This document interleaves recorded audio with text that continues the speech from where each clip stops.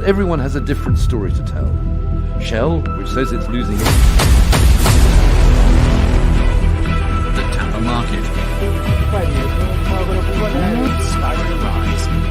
Country in Northeast Africa, precisely on the Horn of Africa.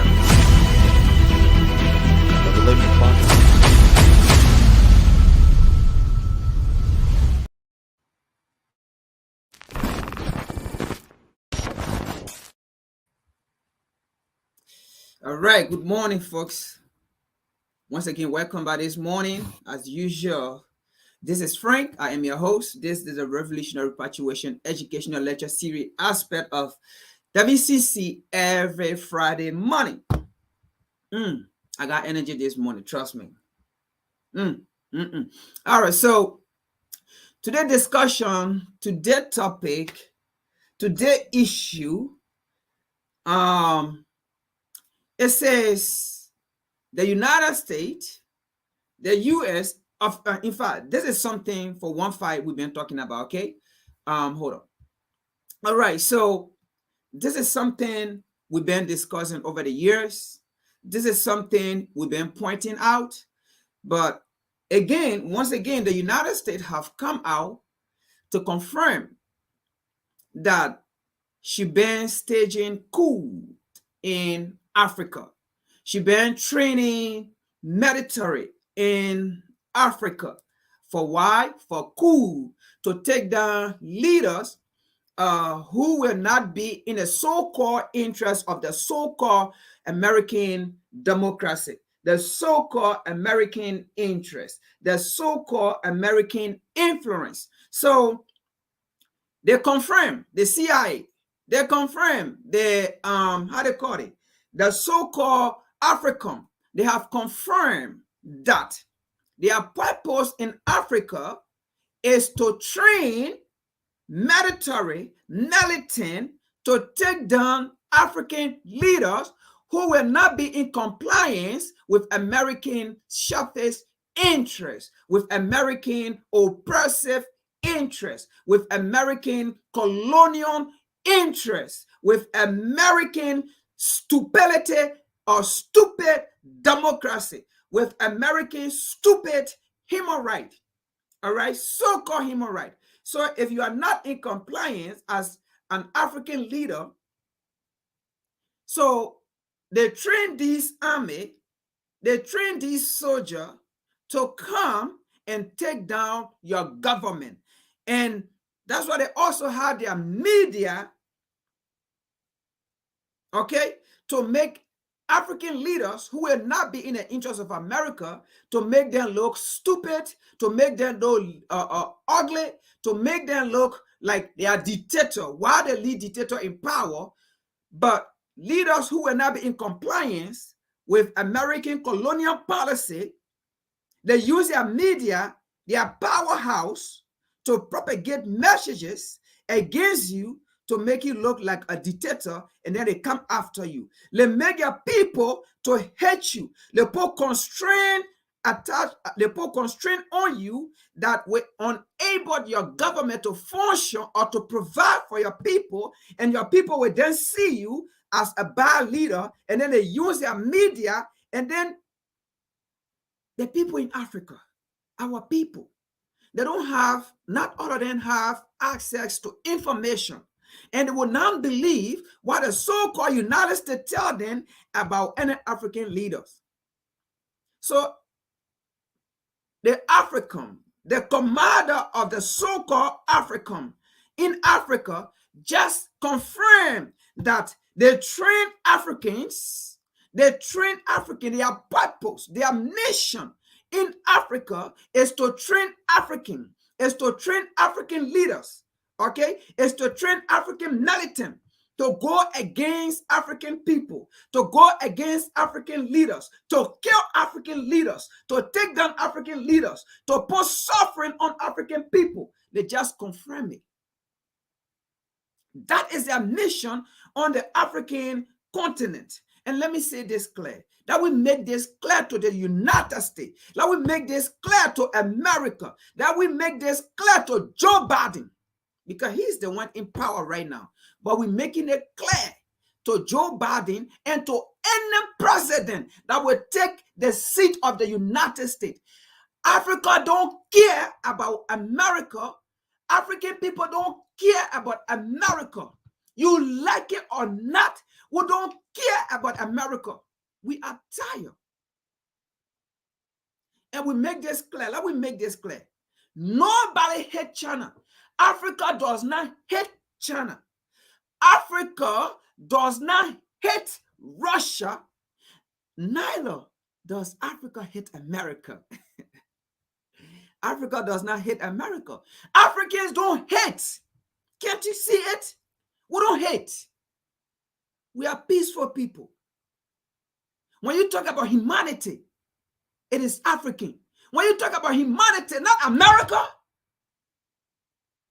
When you talk about humanity, you talk about African people. So we don't hate China. In as much as you want to hate China, we will not do it. Because you know what? If we do it, then we ourselves will be stupid. Because the same thing you are doing to China, the same thing you are doing to Russia is what exactly you, America, have done to Africa. You propagate Africa bad. Everything about Africa bad. You use your media to say every horrible thing about Africa. And then you want to do the same thing to China and Russia. You want us to believe you? Then we will be stupid. We will be stupid. Because what you are doing to China, what you are doing to Russia is what exactly you have done to Africa. You use your media. You say all kind of horrible thing about Africa. You use your missionary. You use your so-called organization, your so-called missionary, your so-called churches. You use it on the African continent to make all look bad. You everything about Africa you bring to the world is chaos, is war, is poverty, is everything. It's hunger. It's African people are beggar. Oh, but you are doing the same thing now to China. You want we African to look at China as bad. You want we African to look at Russia as bad. Meanwhile, you have done 10 times, 100 times worse than what Russia has done. You have done 100 times worse than what China have done. You are the master of the game. You are the master of the game. So Africa does not hate China. Africa does not hate Russia, and Africa does not hate US. Africa does not hate Europe. What Africans are doing now is Africans are fighting for their interests. So if Africans are fighting for their interests, and you think Africans hate you, then that's your business. So be it. Hold on to you. Because Africa have realized that we can save the world. Africans have realized that we cannot save the world. We once tried to do it, thinking that we can save the world. In doing it, America and Europe, what did you do? You enslaved us. What did you do? You colonized us. What did you do? You killed us. Directly or indirectly. You killed our democratic leader. You killed our revolutionary leaders. You are the West. You are the master of the game. So we don't hate nobody. We love everybody. But the message is we have come to realize African interest lasts first. Black people interest lasts first. So if you think we are seeking our interest, that makes you to think that we hate you. That's your business and we don't care. Think the way you want to think. Do the way you want to do. But at the end of the day, it's African people interest and it's Africa interest. We don't care about America interest. We care about African people interest and we care about Africa interest. So if we feel China is in compliance with Africa interest, we go for China. If we feel Russia is in compliance with Africa interest, we go for we go for Russia. Sorry, we go for Russia. If we feel America is not in compliance with African interests, we leave you out. We don't care. We said, come on, get out of here. If we feel Europe is not in the interest of Africa, which of course you and Europe have been doing. We say, get out of here. We don't care. Get out. The time has come. No more. Enough is enough. You have never been in the interest of Africa. You and Europe, never. The issue African people are facing, the issue black people are facing, it was caused by Europe and America. The systemic issue black people are facing, African people are facing, was caused by Europe and America. You have never been there for us. So I dare you, when we're looking for our interests, when we're seeking our interests, and then you say we hate you, and then you say we love China over America, we love Russia over America. No. We have just realized the game. We have just realized the game. We have just realized you are fake. We have just realized that, you know what? Every nation in the world is about their interests. We have just realized that, you know what? Every continent in the world is about their interests. We have just realized that, you know what? Every race or races in the world is about their interests. So, why make it bad if African people want to seek their interests? Oh, you seek your so-called interests, but if African people want to do the same thing, then it becomes bad. That's what Malcolm X said. If the white man do it, it's good. But when a black man do it, then it's bad. When a white man do it, that's human right. But when a black man do it, it's against human right. Because here, let's continue here, folks. Let's continue here to our first investigation. This is just a prelude to what we are here for today. This is just a prelude. And we are telling America, we don't care the hell. We don't care. Because you are the problem to the issue we face. You are the problem. And we don't care no more. Let's get to the first discussion here. We got many to discuss today. Let's get to the first one.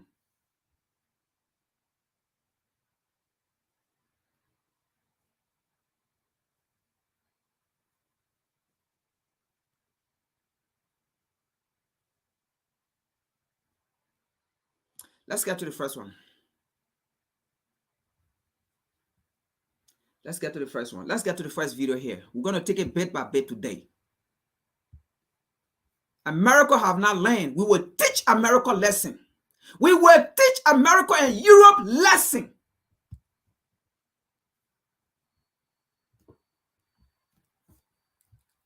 They see that you sow, you will harvest it. They see you sow, you will harvest it.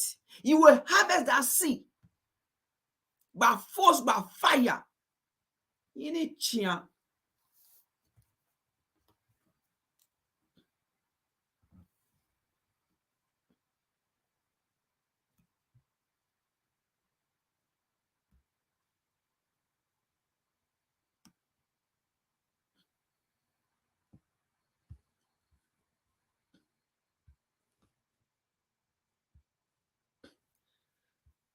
All right, so we're going to watch this video first, and then we're going to bring out a video where Americans are sitting, confessing, okay, how they have killed Africans. But they want us to choose China or to choose Russia over them. Russia have not gone on the African continent to create coup d'etat or to train African leaders to honor African democracy. China have not do it either. But you, America, you do it. And you want us to be to your side. How can we protect the enemies over the savior? How can we protect the enemies over the savior? How can we be in favor of the enemies over the savior? Are you the curse? You the curse? Nonsense.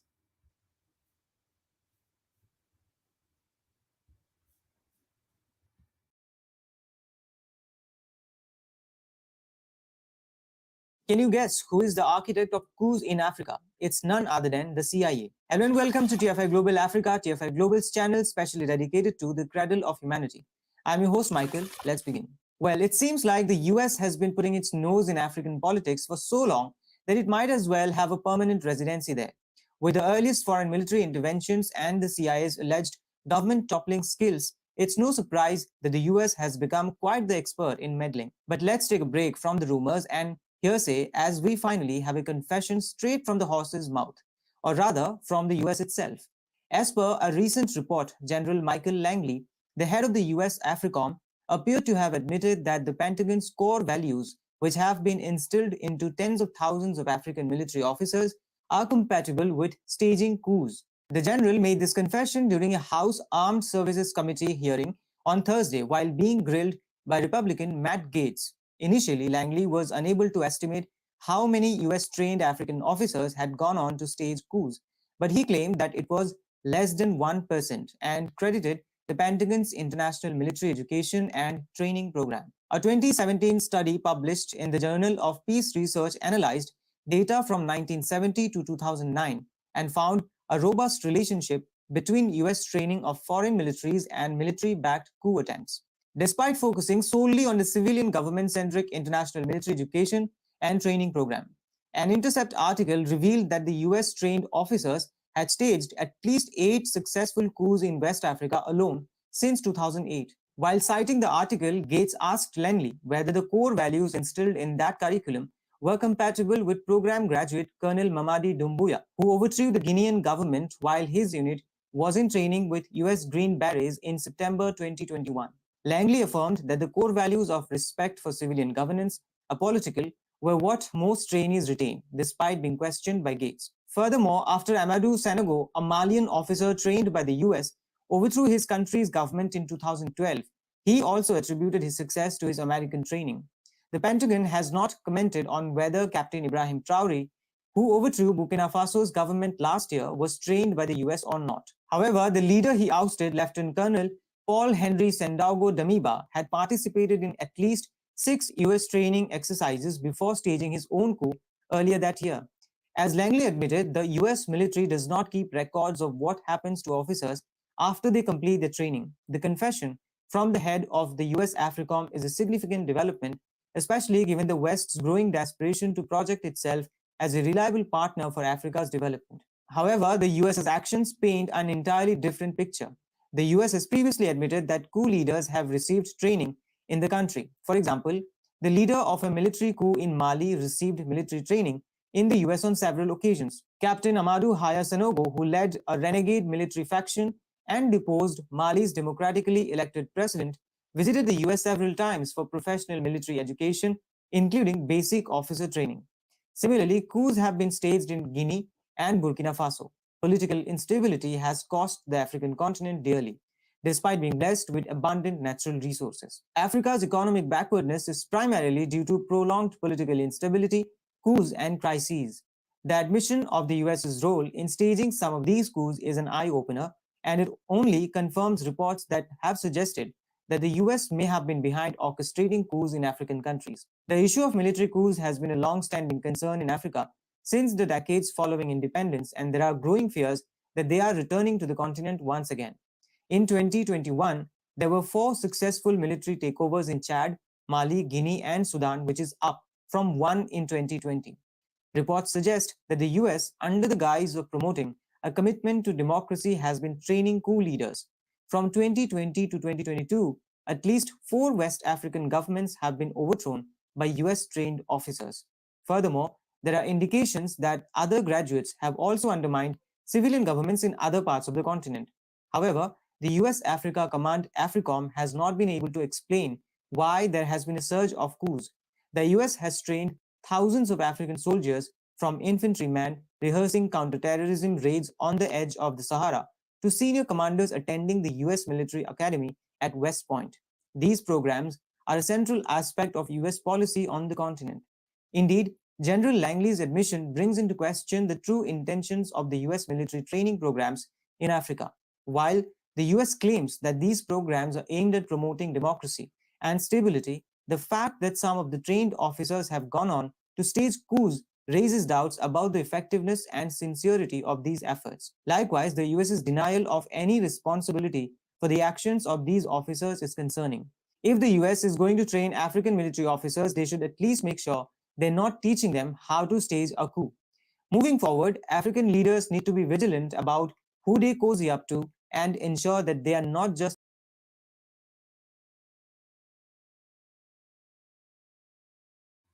Okay, so that's the first video, right? And then we're going to watch a second video where the commander for the African stating what we just heard from the video right here. Now, but before we get to that, let me go to the African leaders. African leaders, you are also to blame. You are also to blame for these things happening on the African continent. How dare you? How dare you people to carry enemies on the African continent in the name of working with Africans, in the name of training Africans, in the name of fighting terrorists? But instead of them fighting the terrorists, they are creating hardship for Africans. Instead of them fighting the terrorists, they are killing African leaders who are not in compliance with them. They are killing African leaders. They are removing African leaders who are not in compliance with American policy, with Washington, D.C. policy. Is that what AFRICOM is on the African continent? African leaders. You created this. You created this. You bring enemies in your home. You bring enemies in your home and get in power. You bring enemies in your home and get in power. Since when? Since when have America ever died for African? Since when has European ever died for Africans? Since when? Since when have America ever fought for the interests of African people? Since when have Europe ever fought for the interests of African people? Since when? What they fight for is to exploit the African resources. What they have fought for is to I don't know what to say, because I'm so mad and angry. What they have fought for on the African continent was to enslave African people, to colonize African people, to dehumanize African people, to create proxy war on the African continent, to loot our resources. That's what they have fought for on the African continent.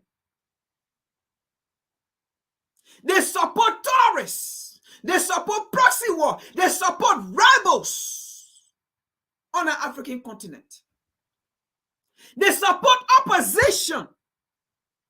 They support opposition because if they know the government in power is not in compliance with the selfish American policy or interest, then they're going to support opposition. That's what they have died for on the African continent. But they have never died for African people.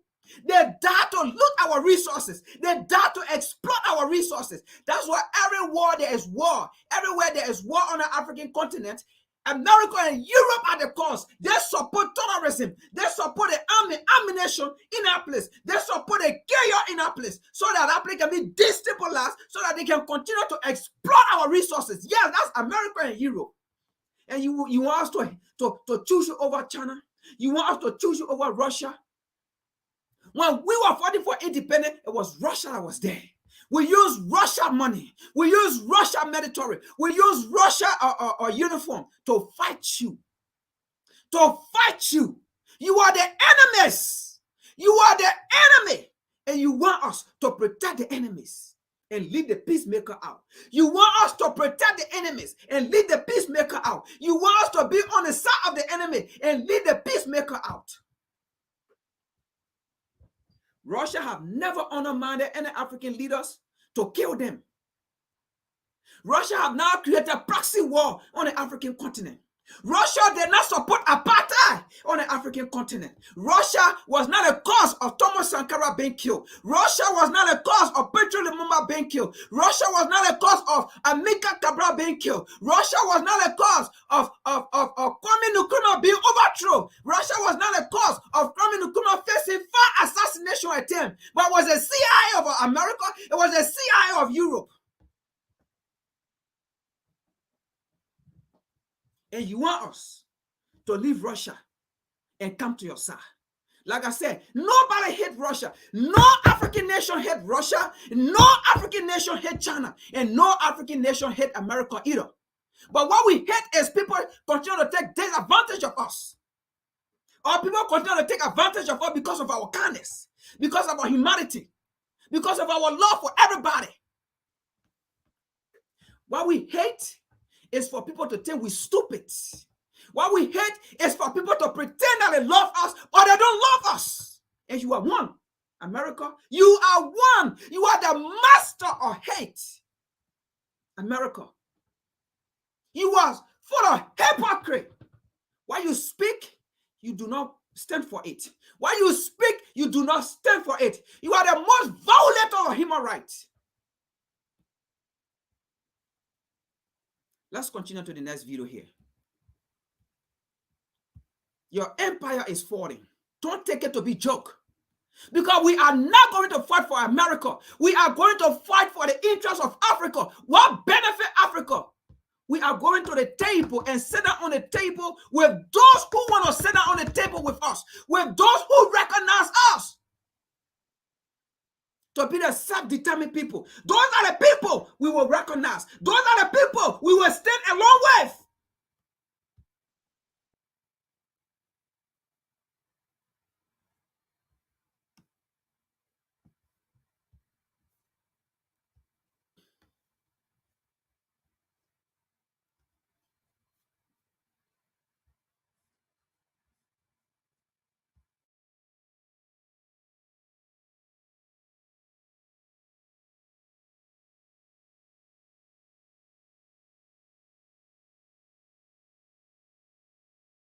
General Langley, I have constituents that have been scattered across Africa on train and equip missions. So just ballpark, in the last decade, how many Africans has the United States military trained and equipped? Congressman, I don't have that figure. I can get that figure for you. Ballpark, just, how many? Congressman, it would be a wild guess, right? Seems like something we should know, right? Over the years, we have trained a substantial number, especially in the Gulf of Guinea states, but including like more than 10,000? It is more than 10,000. More than 50,000?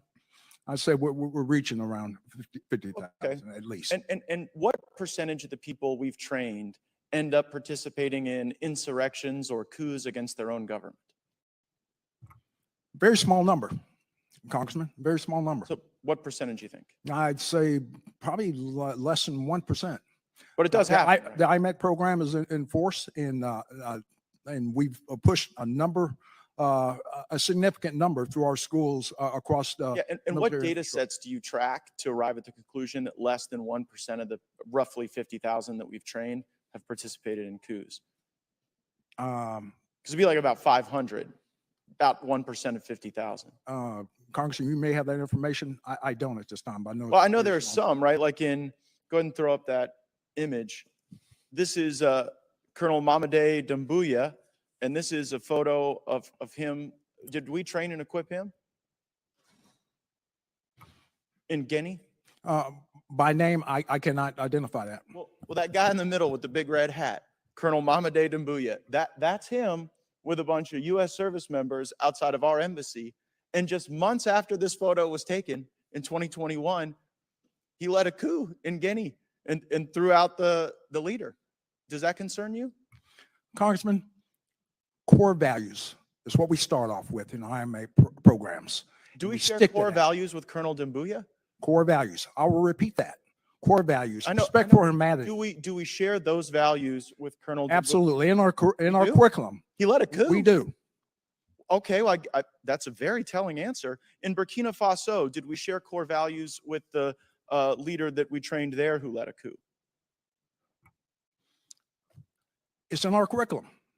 We Leading stress coups core are in our values. curriculum? We request civilian-led governance. Wait, hold on. Is leading coups in our curriculum? Absolutely not. So Civilian-led, my civilian-led. question is, do we share core values with the coup leader in Burkina Faso who we trained? Holistically, we teach core values with a respect for civilian governance, apolitical, and that's what sticks across a very high percentage in the 90 over 99 percentile. Right? But not everybody. And when I wonder how many people it takes to plan a coup. I mean, initially you didn't know how many we trained and equipped. Then you said it was 1%. You had no basis for that 1% number because there's no data set you track. Mr. Chairman, I seek unanimous consent to enter into the record. Another U.S. trained soldier stages a coup in West Africa by The Intercept. Without objection, so ordered. And I further seek unanimous consent to enter into the record. U.S. forces trained the Guinean colonel behind the recent coup in West African country, and this is regard to Guinea. Without objection, so ordered. So I guess the question is, why should U.S. taxpayers be paying to train people who then lead coups in Africa?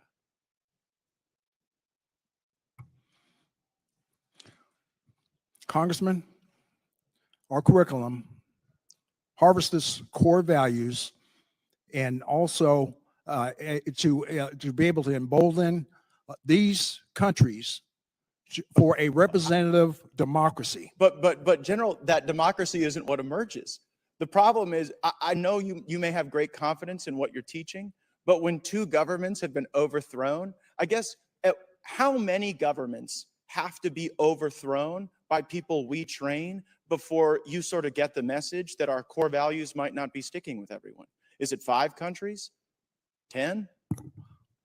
We'll continue with our persistence in assuring But do you think it's that working? they harbor democratic norms, democratic values. Just a moment ago, apolitical. you said we shared core values with Colonel Doumbouya. You said that just moments ago in response to my question, and his core value seems to be leading a coup. So I don't think it's stuck. I think we should at least know how many countries we train the coup plotters in. How many is too many? Because clearly 2 is not too many, and I think we could use our resources far more effectively than doing this.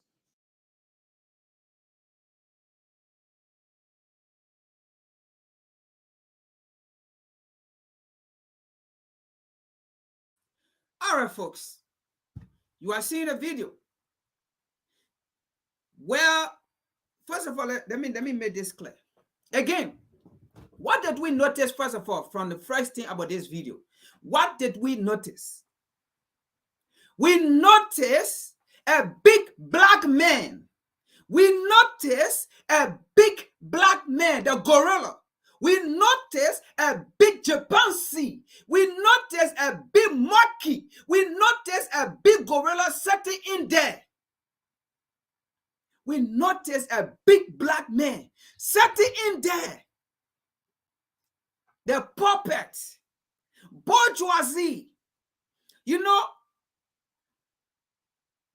the terrorists always use the black man. The terrorists always use, I'm not going to call it white supremacy. They are terrorists. Because if I call it white supremacy, I am trying to polish it to make it look good. But I am not going to make it look good. I am not going to be nice this morning. They are terrorists. The terrorists always use the black man to go and kill another black man. The terrorists always use the black man to go and destroy black nation, to go and destroy black continent, to go and destroy black people. The terrorists always use the black man because the black man is so damn stupid. I'm not going to be nice this morning because I am angry. Nothing in me look like nice this morning because black men are stupid. Black people are stupid. We die for the terrorists, but the terrorists don't die for us. How dare you sit down there as a black man? Even in America here, they don't recognize you. They don't respect you. They don't take you as human being. They still take you as 3/5 of a lesser human being. Then they send you to go create chaos on a continent that will never deny you. And you dare, you sitting here acting proud We protect American core value. If they have our core value, American core value is to go remove another president leader, is to go kill another president. So you take that pride. But your children, while you are fighting for them, your children in America are being killed and brutalized by police, by the same terrorists in America. Before you come back to your home, your so-called home, your sons or your daughter in jail, your son or your daughter lying down 6 feet, the same people you fight for, they lie down 6 feet under the grave. When you come by, the terrorists finna kill your children, finna kill your people. And you set it in there acting proud. Because you fighting for America now. You set it there acting proud. They send you, the black man, to go do their dirty work. They send you, the black man, to go do their dirty work. Why they can't go train the people? But they send you. They send you in a dangerous zone. They send you in a dangerous zone because black people are stupid. They have not yet realized and come to their senses. People like you are the people that are causing problem to our liberation, to our freedom. And you are proud sitting there if they are in our core value. But again, I blame African leaders who sit down there and don't want to take that damn Africa out of Africa. They have AFRICOM, they have American bases, they have American military on the African continent. Now you see it. Tomorrow will be your time. Nana Akufo-Addo, tomorrow will be your time when you have so-called Africa in Ghana. They are muscling training Ghanaian army. But your time is coming for you. When they say people turn against you, you are core value. We said it before. It was the American military that trained the Great Barrier. The Great Barrier trained the current Guinean president to carry on our coup. We showed that video here before on this channel where we saw the Great Barrier and American military along with the people rejoicing. And they were there, America, America, America. You train the people to carry a coup in Mali. And then you want us. You creating all this chaos, all this suffering on the African continent. And then you say we hate you when we speak. And that's what we got a lot of things to discuss here today. We don't hate you, America. We hate your attitude. We don't hate you, but we hate your attitude. You are a hypocrite. You are not a friend to Africa. You are not a friend to Africa because a friend cannot behave like that. You are evil. You are the enemies. You are the devil. The devil is not in the bush. The devil is not on the ground. You are the devil. People that honor the killing of Thomas Sankara are the devil. People that honor the killing of Patrick Lumumba are the devil. People that honor the assassination of Nkrumah, they are the devil. People that went and killed Muammar Gaddafi for no reason, for their own selfish game, they are the enemies, they are the devil. Africa enemies is not far. You are the enemies to Africa, and we know you. Or you think when you come in on the African continent, we'll say no, we will welcome you, but we will not take your idea. That's the same social imperialist mentality you carry to Uganda. You carry an idea to the people. The people say no. They vote against it. They pass bill against it. And then you sit down and say, then we will take funding. We will take our support. You can take it. We don't need it. Uganda do not need your funding, and Uganda do not need your support. Uganda get abundant resources. And Uganda get other people they can partner with. We don't need you. That's what they call social imperialism. You impose your social order on other people. You impose your social order on other nations. You impose your social order on the African continent. And then you want us to be friends with you? You don't need the African freedom. You don't want to see Africa liberated. Because when you bring your idea, we say no, then you get angry. And then you want us to come be by your side. You want us to favor you after we favor you, we defeat Russia, we defeat China, then you impose your social imperialist order on us. We were once stupid and dumb, but not this time around. Oh yes, we will welcome you. We will even dance for you when you go on the African continent. We will dance for you. We will bring our culture to our traditionalists. We will bring them, we will dance for you. We will welcome you because African people don't hate. But what we do, we remind you. We remind you. And that's why your empire is failing. That's why your empire will fail. Because we will call you and then we remind you of what you have done. Your empire will fail. Because the seed you sow, you will reap that seed. You will harvest it. You are of no good to the African continent and to African people. Look at the kind of thing you're doing here. You say you are on the African continent to help African people, but you are there undermining our democracy. You are there killing African leaders. You are creating war. You are there creating problems for us. And then you say, we are friends, we are partners, and then you want to decide for us? No more. We know our enemies and we know our friends. And let we identify our enemies. Let we identify our friends. Don't identify our enemies for us. Don't identify our friends for us. We are a continent. We are people of choice or choices. And if our choice is not you, so be it. If our choice is China, so be it. If our choice is Russia, so be it. Even if our choice is North Korea, so be it. Because you know what? Before we chose North Korea, we chose you twice. But the opportunity that was given to you, you may use it. Before we chose China, we chose you twice. But the opportunity that was given to you, you misuse it. Before we chose Russia, we chose you twice. And the opportunity that was given to you, you misuse it. You disgust us. You humiliated us. Then what you want to say? We gave you opportunity for over 500 years. We just gave opportunity to China over 20 years ago or 15 years ago or over 10 years, and you complaining. We just gave the opportunity to China about 15 or 20 years ago. And look at the relationship between China and Africa now. Look at just from China, just 10 or 15 years ago. Look at how far Africa has gone. And look at how far Africa went under you for the 500 years of captivities. Look at where Africa went. Look at where you led Africa, you and Europe, for over the 500 years of captivities. But we just welcomed China 20 years ago or 15 years ago. But look at where Africa is today. Look at the level of improvement Africa is today.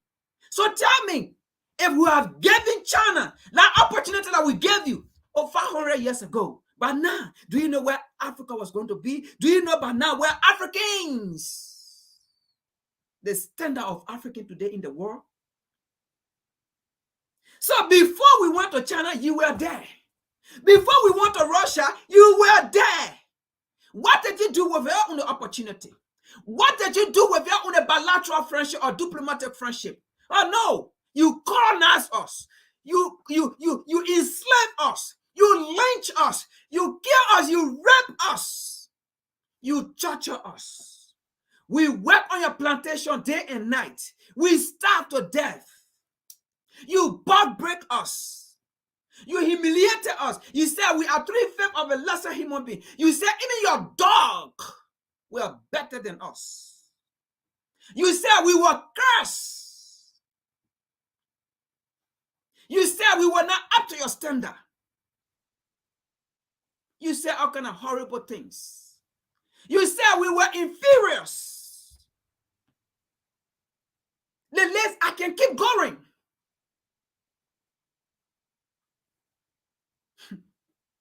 So before other nations came in, you were there.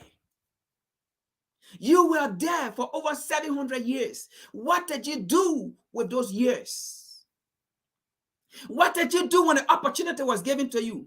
Well, you loot our resources. You plundered our resources. You exploited us. You cut our hands. You cut our feet, our foot.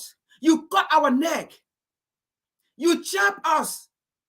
You devalue us.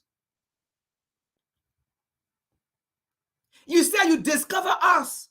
You say you discover our land. You say you discover our resources. When we were wearing diamond ring, we were wearing diamond chain, everything. We were producing diamond. You saw us processing diamond. Our kings and queens had diamond necklace, everything on them. But yet then you said you the one discovered diamond in Africa. Everything about you is the opposite. Everything about you, Europe and America, are the opposite. And the opposite is bad. Then what you want us to do? We gave you the opportunity, and we gave you it, and we gave you it, and we gave you it. And you did not use it the right way. So the time has come. So we can even take North Korea. We don't care. We can even take South Korea. We don't care. We can take China. We don't care. We can take Russia. We don't care. Have yourself to blame. Go back to your closet. Go back to your closet and have yourself to blame. Africans did not just come out of the blue moon and say, we prefer China over America. We prefer Russia over America. It was because of a reason. Let's continue here. Let's continue here. Let's see some of those reasons. Let's continue here. Matter of fact, let me see this first. Let's continue here. Let's see some of those reasons.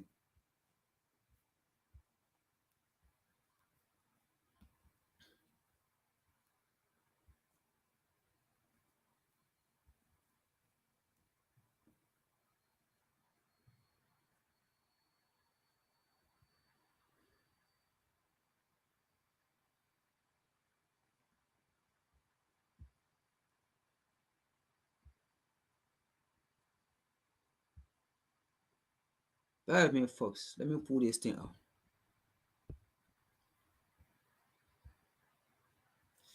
I can't really see what I want.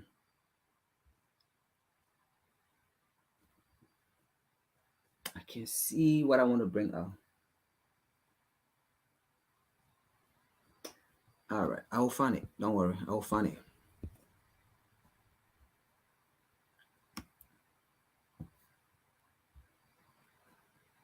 Okay.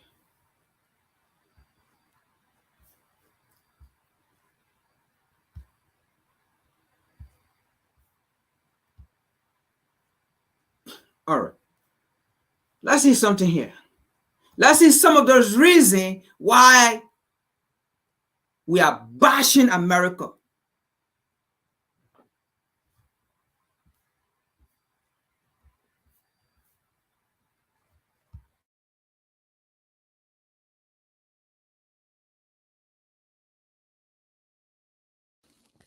I've only got time to turn to the funniest story of the week. Joe Biden is currently holding a democracy summit in Southern Africa. That's right, in the very place where the United States and the United Kingdom and France and all the other so-called West supported racist, apartheid, white supremacist states right up until the very end. Margaret Thatcher, I was there, saw her lips move, called Nelson Mandela a common terrorist. The United States took Mandela off the terrorist list in 2008, in the 18th year of his presidency of the Republic of South Africa. And I got to thinking when I saw a very harrowing picture posted by one of my friends on Twitter earlier this evening. It's a picture that deserves to be seen far more widely. You'll find it on my Twitter feed.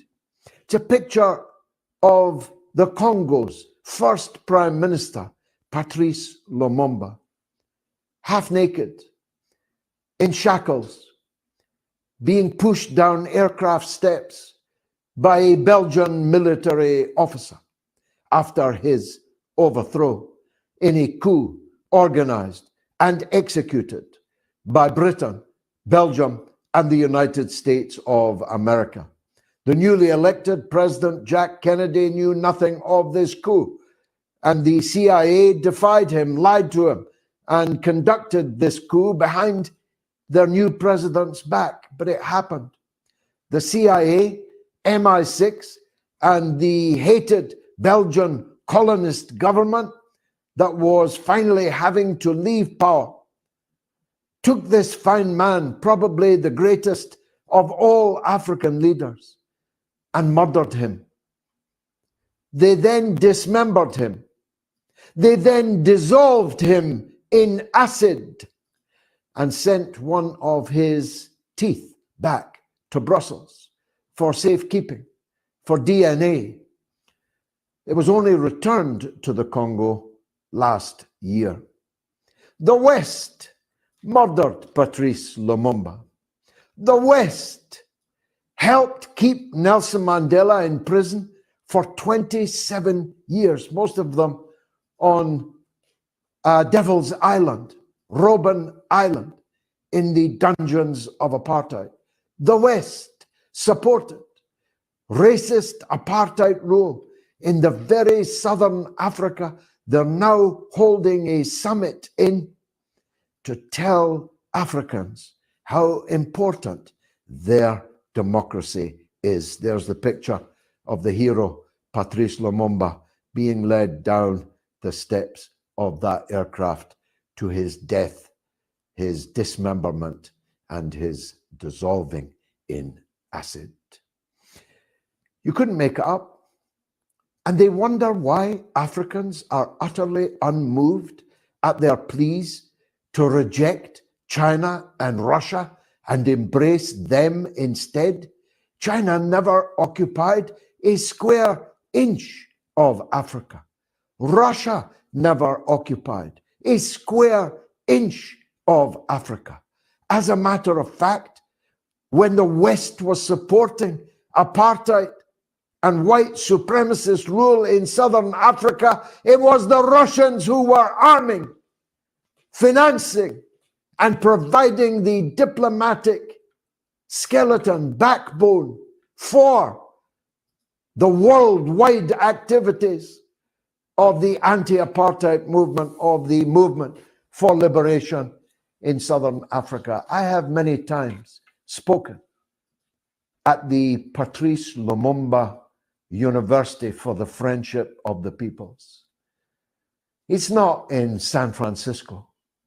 It's not in London, and it certainly isn't in Brussels. It's in Moscow. It's in Russia. I have been there, spoken there many times. Does that little vignette not explain something to you, the viewers, and the wider public about why the Africans will never hate Russia, will never hate China? China is building roads, railways, terminals, ports, harbors, infrastructure all over Africa. All the so-called West did was loot it and steal even the people of Africa themselves, chain them in the holds of ships, sailed them through the Middle Passage, tossing thousands of them overboard when they died as food for the sharks, and then those lucky enough to reach land were placed as beasts of burden in chains as slaves. You want Africans to support you, Mr. Biden, Mr. Sunak, Miss von der Leyen, Mr. Borrell, the people you just described as the people of the jungle while you sat in your garden. How does your garden grow now, Mr. Borrell? Have you seen the streets of France?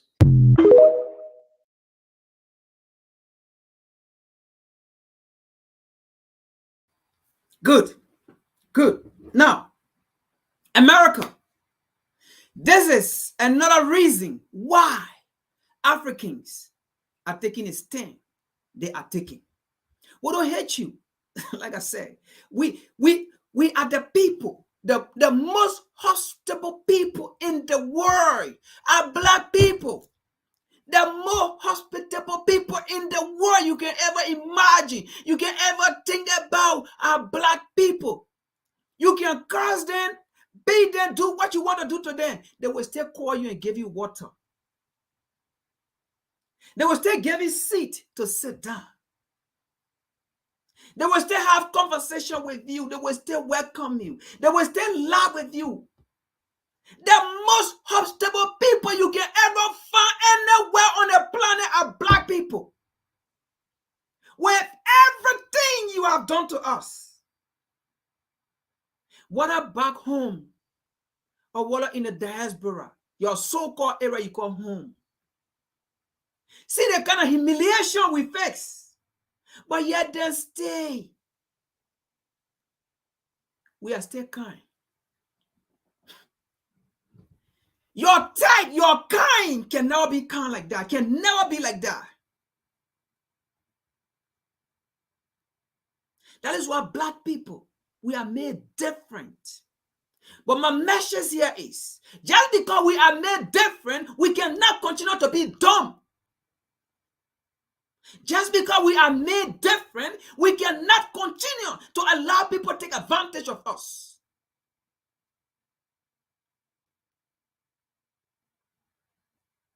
We cannot. So America, Europe, this is your downfall. Because you went against the wrong people. Because you treated the wrong people bad. The people to whom you should have treated right, you treated them bad. But you did not know what was coming. You did not know Judgment Day was coming for you. You did not know the time of repentance was coming for you. You did not know the time of vengeance was coming for you. You thought you were doing the right thing. You mistreated the people to whom you should have made peace with. You exploited them for years. You build your empire through them, but yet they stay. You disregard them in your empire that they built for you. And the time has come for you. You want them to come back to your side again. How stupid and dumb can that be? How stupid and dumb can that be? Even our forefathers that you ill-treated, they are awake because we are calling them to join us in a fight. They are also fighting. Do you think Thomas Sankara is not fighting? Do you think Patrick Lumumba is not fighting? He's fighting. And by the way, don't be surprised. Patrick Lumumba may be alive. Maybe he came, but he reincarnated. Thomas Sankara may have come back. You don't even know.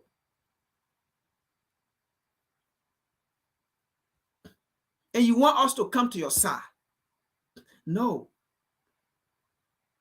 We are not. We are not coming to your side because we don't trust you.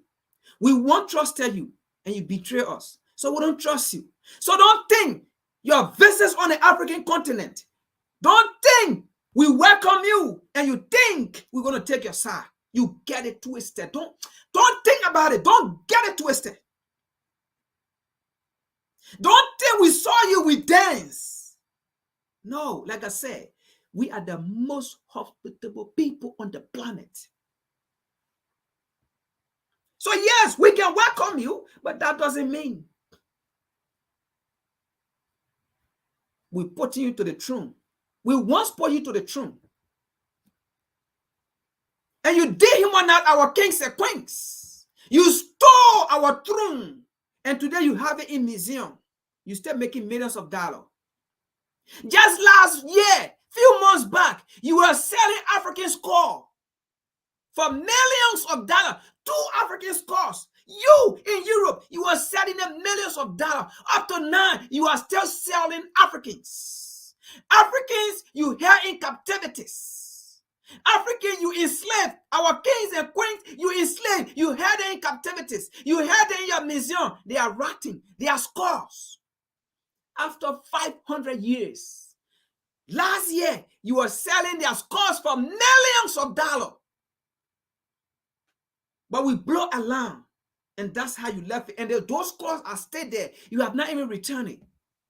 Those scars might be our kings and queens, the powerful ones, and you still have it. And you want us to take your side when you are still selling Africans. When you still have Africans on the market that you are selling, they are scars. You still selling their scars. Are you human being? Are you son? Are you human being for real? That you still selling African scars? And you want people, and you selling them millions of dollars. You still making money out of us. And you think we stupid? No.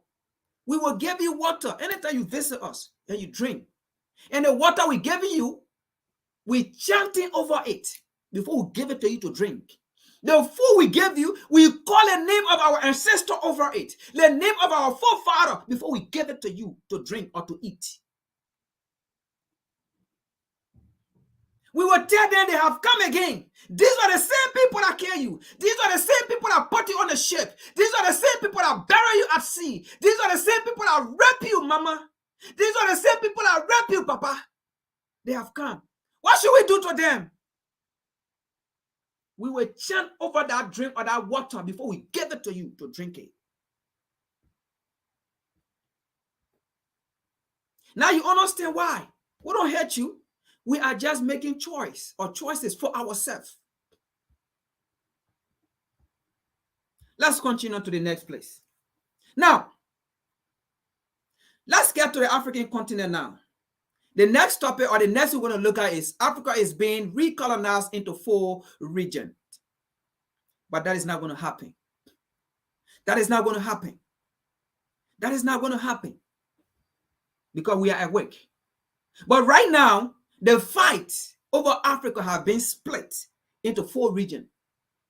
Before that, the 1884 Berlin Conference, they divided the 55 states among them into various regions. But in this 21st century, Africa now is being split into 4 regions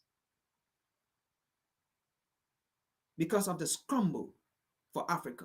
And part of that too, due to the lack of unity among African leaders. Yes, even as we continue to point finger at the worst, we are also going to educate our African leaders and let them know, yes, you are still making mistakes. That's not the right direction. I know they are listening to us. So we all got to work together. They are human beings. They will make mistakes, but we got to correct them as they make their mistake. We got to correct them in the leadership because they are there to represent us. But as they represent us, that doesn't mean they see everything. We that are sitting at the back, we see more than they see. So we have to direct them. We have to let them know. Let's continue.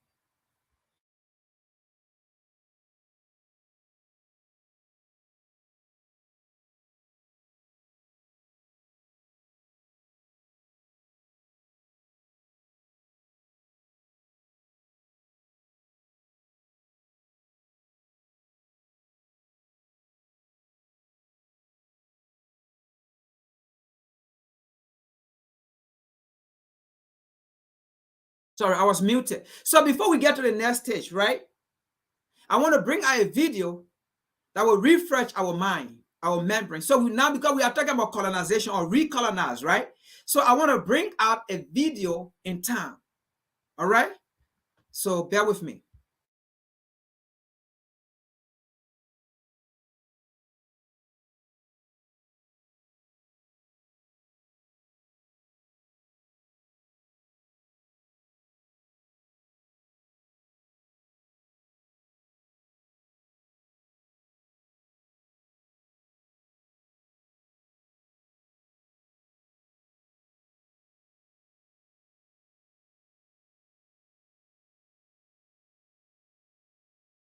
In the 18th century, a group of enslaved Igbo people were brought to the shores of St. Simon's Island, Georgia. The Igbo people were known for their strong cultural traditions and fierce resistance against slavery. When they arrived at the plantation, the Igbo people refused to accept their fate as slaves. Instead, they devised a plan to regain their freedom.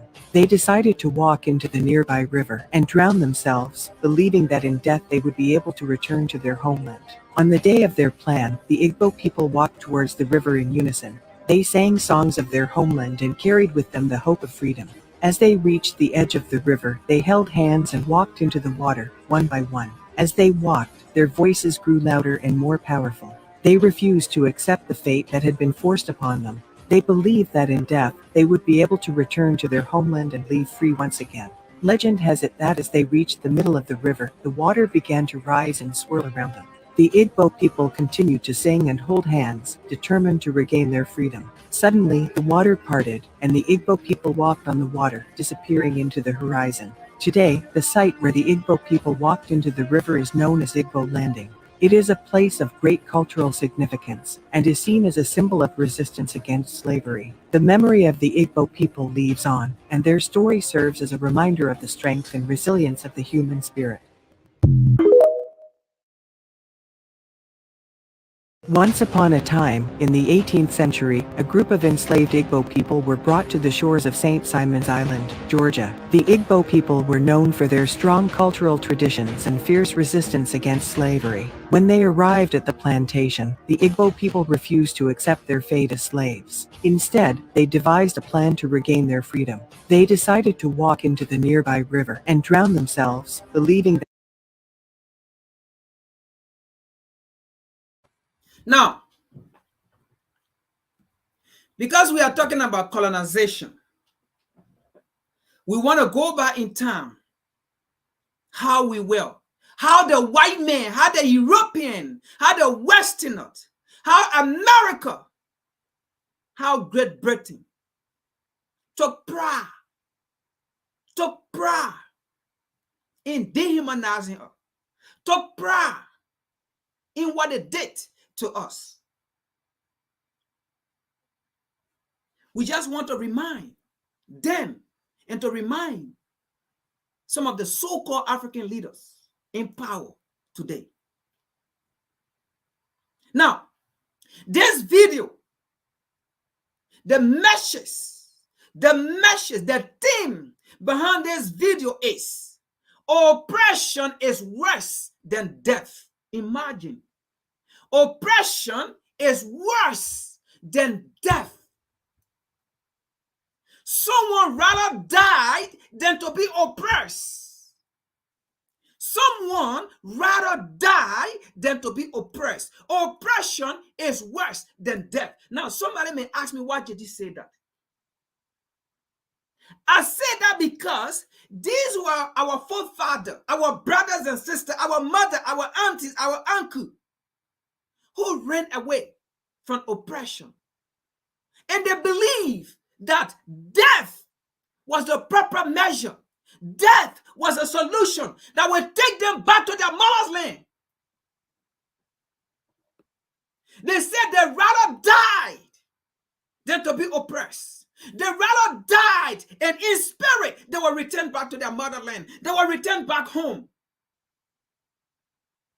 So death is better than oppression. Oppression is worse than death. And that is why we will not go back in time. That is why we will say no to Europe and America. We're just reminding them. We are just reminding them. These are the reasons we are saying no. Up to now, we are still being oppressed by Europe and America. Internally in America here, we are still colonized. They still have internal colonization or internal colony in America. Oh yes, the prison system.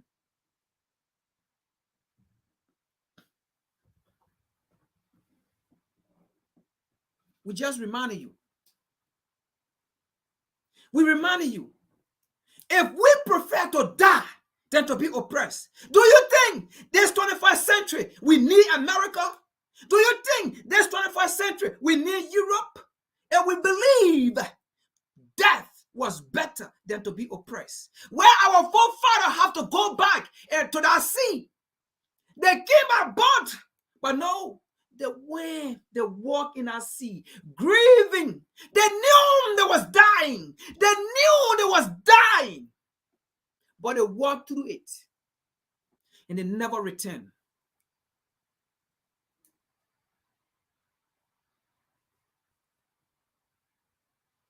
They never returned. So they accepted their fate to die than to be oppressed. They accepted their fate to die than to be oppressed because they knew their spirit will return back to the motherland. And you want us to take you over who? You want us to prefer you, America, you, Europe, over who? Our dead body. Your time has come for judgment. We don't hate nobody. We don't hate anybody. We are just making choice. We are just taking side. And the side we are taking it because any side that favor us, any side that we see right for us, we take it. We don't hate nobody and we don't love anybody and we are not choosing anybody over another person. It's about Africa now. It's about Black people now. It's about us. It's not about we. It's about us. We once said we, and in our we became a victim. For each time Black people say we become a victim. So what wrong if other people can say us? What wrong that we can't say us? We are not a savior of the world because no one have ever saved the world. America have never saved the world. Europe have never saved the world. No one have ever saved the world. But the better is, the truth of the matter is, with African, everybody live in peace. With African, everyone live in peace because Africa does not have any mindset of infringing on anyone's rights or any money, any one country or any one government. Africa do not care. So when we talk about Black power, when we talk about African liberation, when we talk about African life matter, we're not talking about enslaving white people or enslaving Europeans. We don't care. We are not talking about coming to steal your resources. We don't care. We don't even need it. If on it, let me repeat this. If on it, you can leave Africa alone. Black people, African people will not even want to come to Europe and to America. Maybe we will just travel to come and see this part of the world, what's going on here. But we will not care. If on it, you can leave our good leaders, our visionary leader, we will care less to die on the Mediterranean Sea to go to Europe and America. We don't need you people. Crystal clear. Let's continue. Let's continue as we get into it.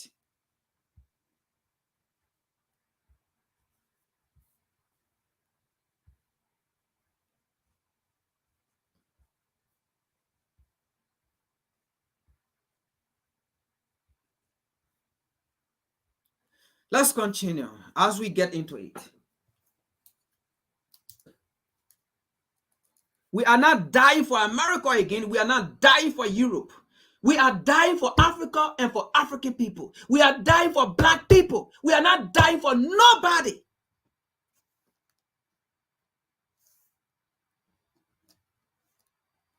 Now, let's get to the U.S. Vice President.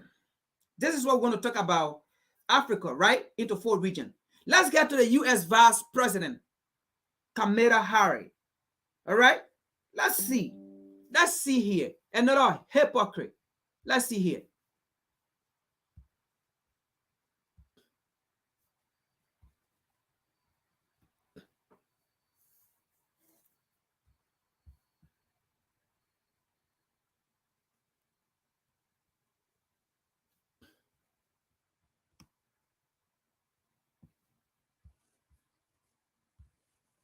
So this, we're going to read an article, but I'm not going to read all because I got a lot of video. Today is about video. It's about identifying the issues of America and Europe. Okay? It's about telling them, we don't hate you.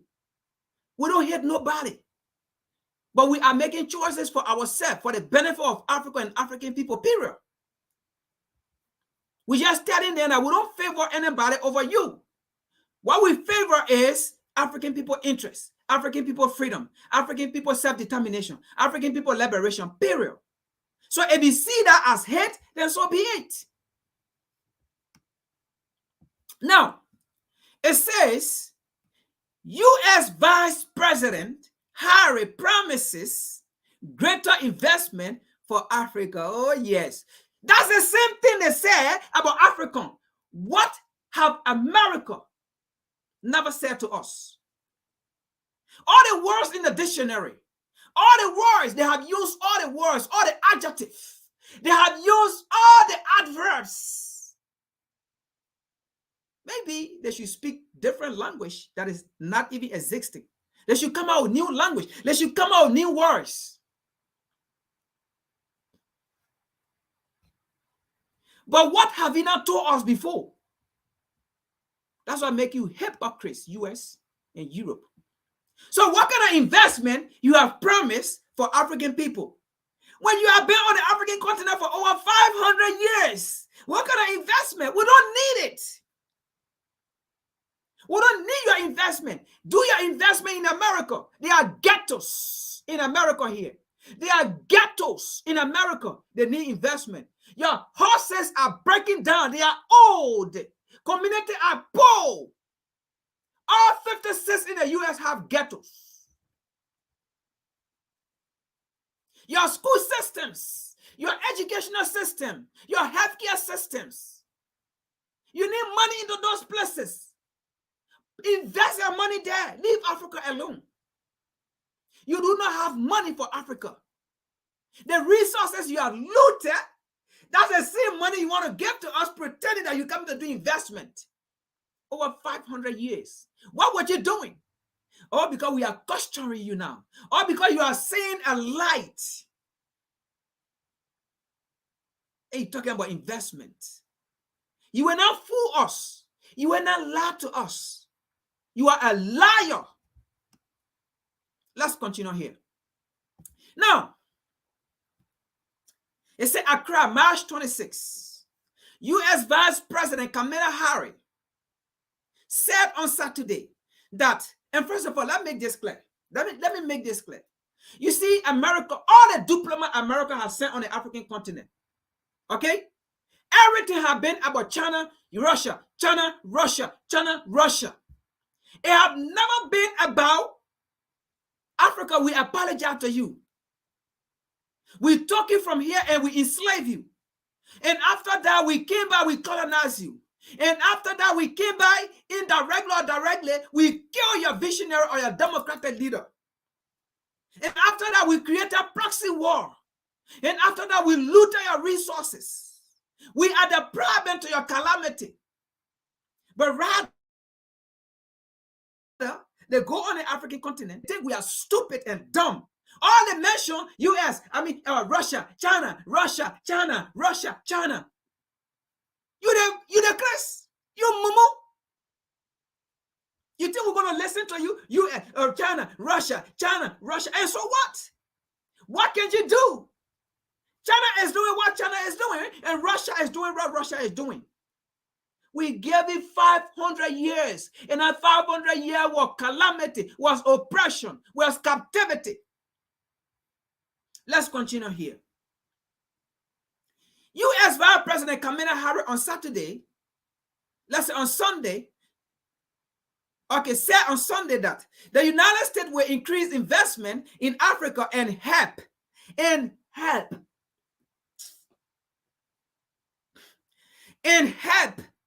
spur economic growth as she began a week-long tour on the continent aimed at offering a counter. Now you see it. It's not about investment. It's not about improving African life. No, it's about encountering the influence of China. So she said, a tour of the continent aimed at offering a counter to the influence of rival China. That's why they are on the African continent for. That's why you see all the so-called American diplomats have gone. That's why you see so-called Joe Biden. I think he might be on the African continent now, or he might be on his way soon. It's not about taking responsibility of their mistake, of their fault, of their crime. But it's about China, China, Russia, China, Russia, China, Russia, China, Russia. You have not yet cried. You will cry like a baby. You will cry like a baby. But we are not going to listen to you. If you want to counter China and Russia in Africa, do it the right way. But don't tell us to choose sides. Pay back reparation. Pay back what you have stolen from over 500 years. Pay back. Pay back the enslavement of African people. Pay back the colonization of the African continent. Pay back our resources that you have looted. Pay back. Because the investment you are coming with is the money that you got by enslaving African people. The investment China is coming with is not the money China made by enslaving African people. Get that clear. The investment or the money you are coming with is the money that you acquire during the time you colonize Africa. The money that China or Russian are coming with is not the money that they used to that they took by their colonizing Africa, which they didn't do. But we just reminding you, the money that you are coming with, it is the money of our resources that you exploited over the 500 or 600 years. But the money China is coming with, or Russia, they are coming with, is not the money that it's not the resources that they exploited from us. The money that you are coming with, it is our resources. So you see the difference. So how can you use our same money and then talk about you coming to counter China and Russia in Africa? Stupidity to the highest level. You think we're dumb like you? Let's continue here. China has invested. So you see here. So everything about China, Russia, they are not there to take responsibility. But let's continue. China has invested heavily in Africa. So that means the only reason why America and Europe, they are going to the African continent is because the involvement of China in Africa. But when China was not there, America sat down and created a proxy war. America sat down. The development it created was to train military to take down African leaders. The development it created was to exploit our resources. The development it created was to undermine African democracy. The development it created was to go and overtake African elections. The development they created was to wreck African leaders' letters and tell them your time has come to be out. You got to leave. The development they created was to exercise their superpower over Africa. But no, China is not exercising her superpower over Africa that way. So if China do anything on the African continent, I blame the African leaders. Because China is not putting sanction on African leaders when they go with the China policy. But you, America, you put sanction on African leaders when you go with your so-called policy and they say no. We just saw one recently, social imperialists. When you're talking about putting sanctions on Uganda now, when you're talking about taking a so-called aid on Uganda, from Uganda, when you're talking about taking a diplomatic influence or relationship from Uganda, just because they said they don't want less gay and being, they don't want to look in another man's butthole, they don't want to put their dick in another man's butt.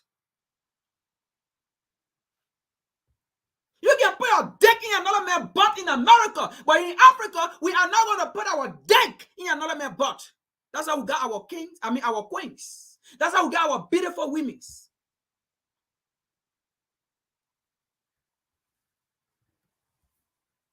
Your culture is not African culture. Social imperialism. So that was why Kamala Harris went on the African continent to go run propaganda against China and Russia. It will not work because the same thing you are doing to China and Russia, that's the same damn thing you have done to Africa over the course of the years, over a decade, over a century. So that's why you are there for, and we welcome you, but don't get it twisted, thinking that we welcome you and then everything is fine, everything is bread and butter, that you're going to find it easy. You damn lie. You're not going to find it easy. Let's continue to the next article. I cut that short, but the article is there. But I got a lot of video to show, okay? And that's I'm not going to read the article to finish it because today is about video, actually. Today is about video, okay? We just want to see other people's perspective as well.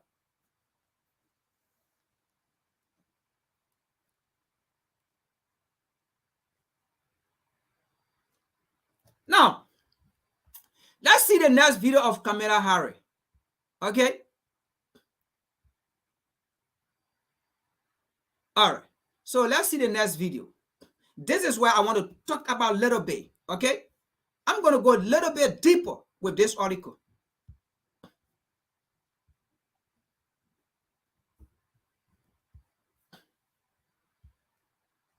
Now, I'm going to go a little bit deeper with this article. This article say, in Ghana, in Mama Ghana, in Mother Ghana, Kamala Harris excited about the future of Africa. Oh, God. She's happy. Oh, my God. She's happy about the future of Africa. She's happy that Africa is rising. Oh, yes, be happy. But are you happy about Black people in America? Are you happy about the future of Black people in America? You said in your mouth, you don't have time for Black America. You don't have time for Black people in America. You did not become vice president because of Black people in America. And then you went on the African continent. You want to pretend to us that you became vice president for the future of Africa.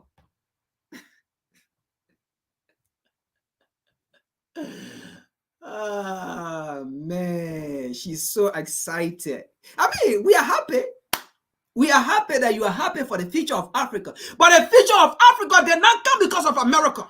The future of Africa did not come because of Europe. The future of Africa that you are so excited came because of the influence of China. Because there is no time in history that you once said you are excited about the future of Africa. There is no time in history that American Congress or leaders said they were excited about the future of Africa. But everything they have said about Africa was poor, was dirty. They are hungry. They are shithole. That's what Donald Trump said. They are insignificant. That was George Bush. That's what he said. Everything you guys have said about us have been horrible.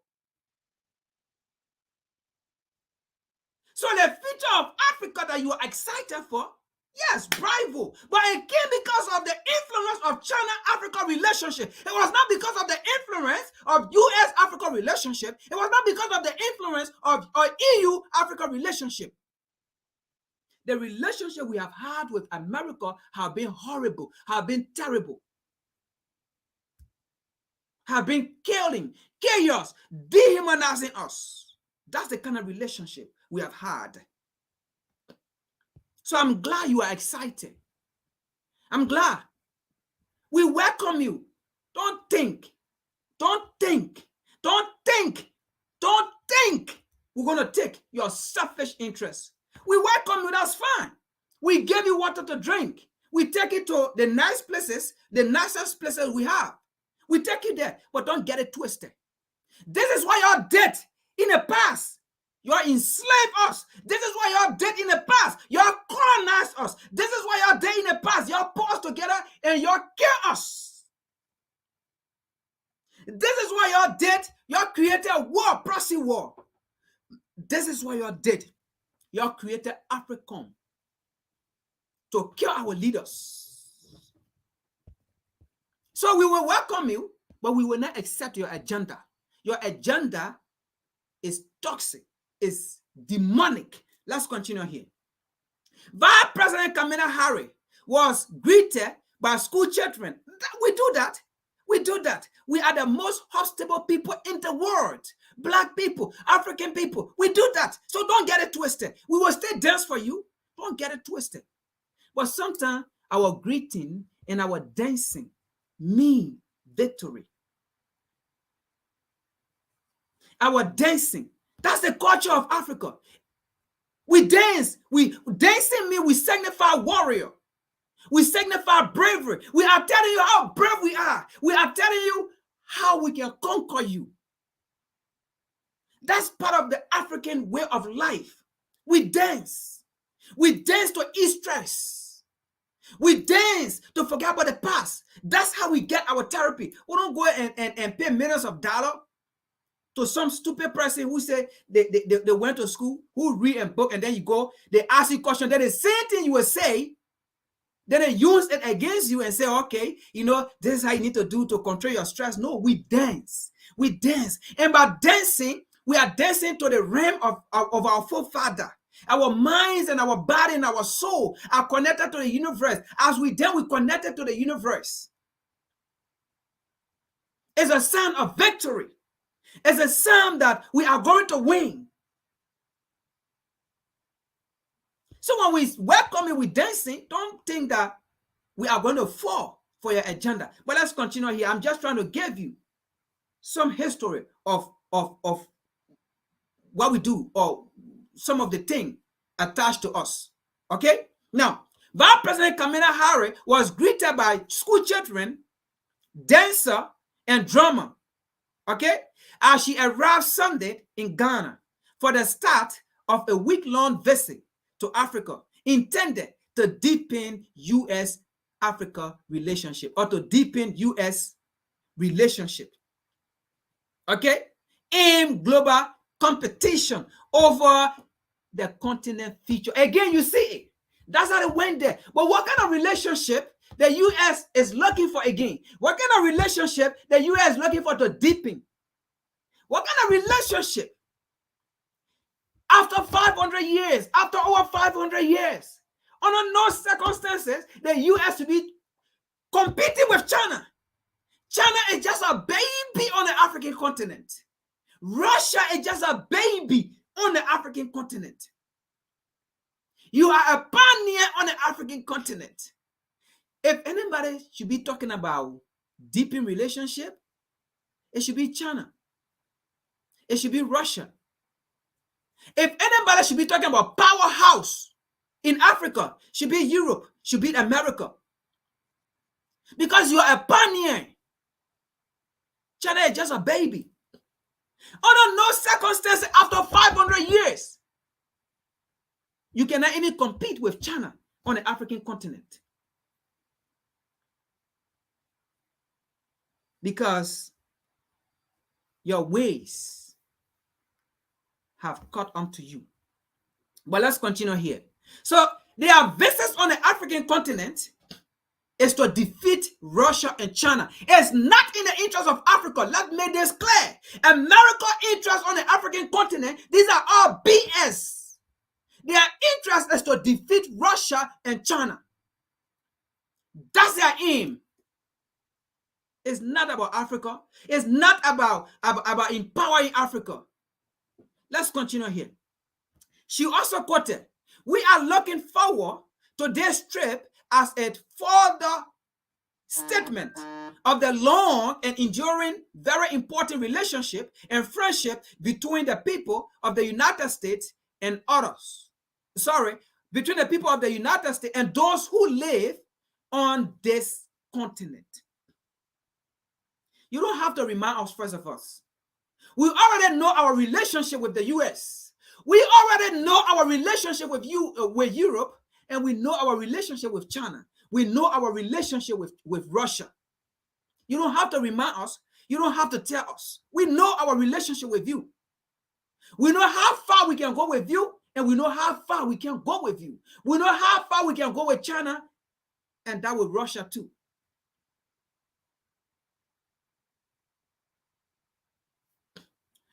So we leave this here. Now, let's continue. She said, what an honor it is to be here in Ghana and on the continent of Africa. She said, I am very excited about the future of Africa. BS. Since when? You are not excited about the future of Black America. Why will you be excited about the future of Africa? Hypocrite. You are a liar.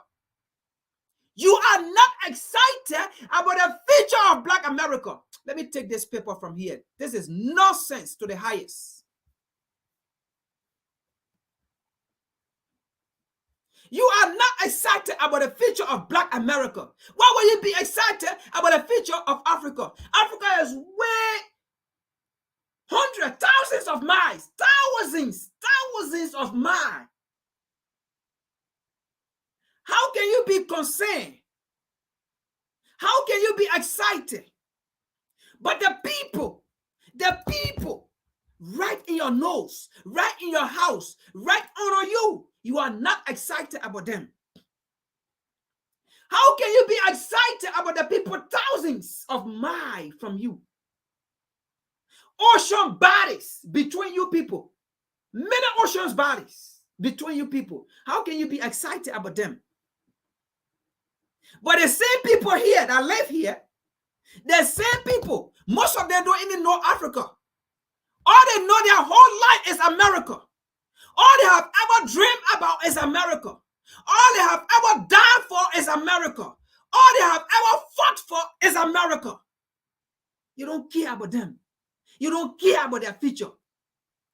Now, Africa, you're going to care. In Africa, you're going to care about their future. The people to whom anything they know about their life is America. All they have died for, all they have fought for, all they have advocated for is America. You don't care about their future. You damn liar. Exactly. Exactly. That is what they want. They want our resources. And they want us to turn against China. And they want us to turn against Russia and come and loot our resources. But guess what? With US and Africa partnership, it will never strengthen Africa. It will never put Africa to a rightful place. But I can tell you, just on 10, 15, or 20 years, look at where Africa is. I can tell you, with Africa and China relationship, if only African leader take the right stand and have vision for Africa, in the next 10, 15, 20 years, Africa will be at a level of superpower. If only African leaders are smart and got vision. But I don't care how in the next 100 years, Africa will never be superpower under America. Africa will never get her potential under Europe. Africa will never get her potential under America. It will never happen. But with China, for what we are seeing,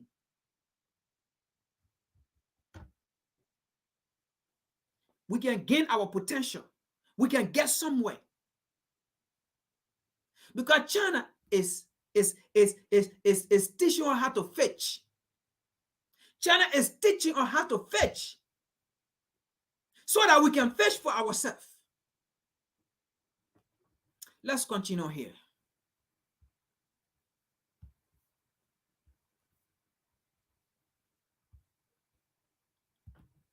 We reminded you, America. We reminded you, and we will remind you. So Kamala Harris, don't be a hypocrite. You don't care about Black America because everything Black America know is America, and you don't care about their future. How will you care about people down there? You damn liar.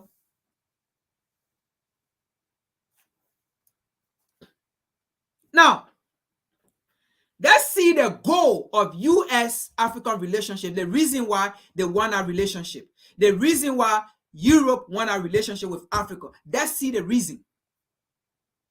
Whether it's in our favor, or whether it's for Africa, or whether it's for Europe or for America. Let's see the reason. Let's see some of the reason. One reason. Let's see one reason. Not all the reason, but let's see one reason.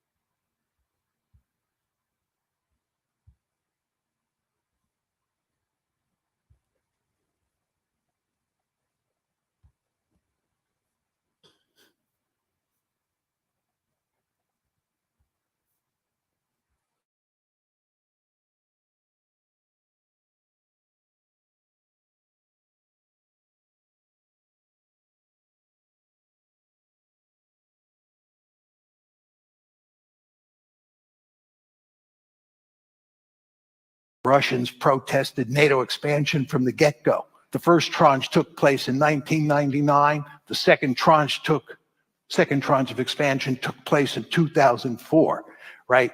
The Russians screamed bloody murder both times. We didn't care. We just shoved it down their throat. They were weak. And when they're weak, you can do that. 1999, we succeeded. 2004, we succeeded. Then in 2008, we said, we're going to bring Georgia and Ukraine into NATO.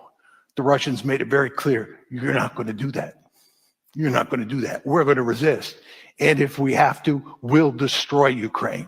This was clear a long time ago. What did we do? We doubled down. We just kept pushing and pushing and pushing. And what you want to understand is that from the Russian perspective, this is an existential threat.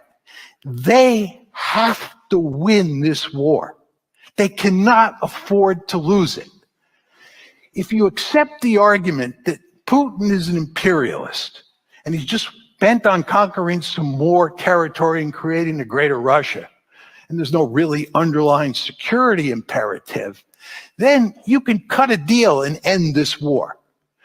But if you think that the Russians view this as an existential threat, you think about this conflict in very different ways. Because you're dealing with a great power that's armed to the teeth with thousands of nuclear weapons that sees itself facing an existential threat. Now, that's my view of the Russian perspective on how this has to end. They have to win. They cannot afford to lose. What is American policy and what is Ukrainian policy? American policy is we're going to beat them in Ukraine. This is, of course, Western policy. Norway is deeply involved in this. Our policy is to defeat the Russians, right? And also wreck their economy with sanctions. And also promote regime change and then put Putin on trial. And maybe even break apart Russia. This is their goal. We're going for victory. We think we can win in Ukraine. Putin has to win. We think we can win. And the Ukrainians, it's an open and shut case. Of course, from their point of view, they want to recover all their territory. And they want to weaken Russians as much as possible so that Russia can't pay a return visit. So the Russians are pursuing a clear-cut victory. The Ukrainians and the Americans are pursuing a clear-cut victory. What does this tell you? This tells you there's no diplomatic solution. There's no diplomatic solution to this one. This is why everybody basically understands that this is going to be a protracted stalemate. Right? Or at least they think it's going to be a protracted stalemate. They think it's going to be a protracted stalemate because there's no solution. There's another dimension to this, the most worrisome of all, and that's nuclear escalation. Russia thinks it faces an existential threat. And again, what you think doesn't matter. It's what the Russians think. They think they face an existential threat. What happens if NATO succeeds? What happens if we begin to roll the Russian army back in Ukraine and we're moving up to the borders of Russia? When I say we, I'm talking about Ukrainian forces backed by NATO power. The Russians are likely to use nuclear weapons to rescue the situation, right? This is a great power that's facing an existential threat, and it's losing. You don't think it's going to think seriously, at least, about using its nuclear weapons? You can rest assured it is. I like to tell the story about 1945, Japan, 1945. The Americans had defeated Japan by August 1945. Japan was defeated. We just couldn't get the Japanese to throw up their hands and surrender. And we thought that we were going to have to invade the Japanese home islands. And we knew how many casualties there had been at Okinawa and at Iwo Jima, and we did not want to invade the Japanese home islands. We were desperate to avoid invading the Japanese home islands. And you know what we did? We dropped 2 nuclear weapons on Japan. And you know what? You could do that because the Japanese didn't have nuclear weapons of their own, and they were not going to retaliate. Well, I have news for you. The Ukrainians don't have nuclear weapons of their own. And if the Russians use nuclear weapons in Ukraine, Ukraine can't retaliate, and we're not going to initiate a general thermonuclear war by using nuclear weapons to defend Ukraine. So you can see the potential for nuclear escalation here is real. And given the consequences, the potential of escalation does not have to be very high to scare the living bejesus out of you, right?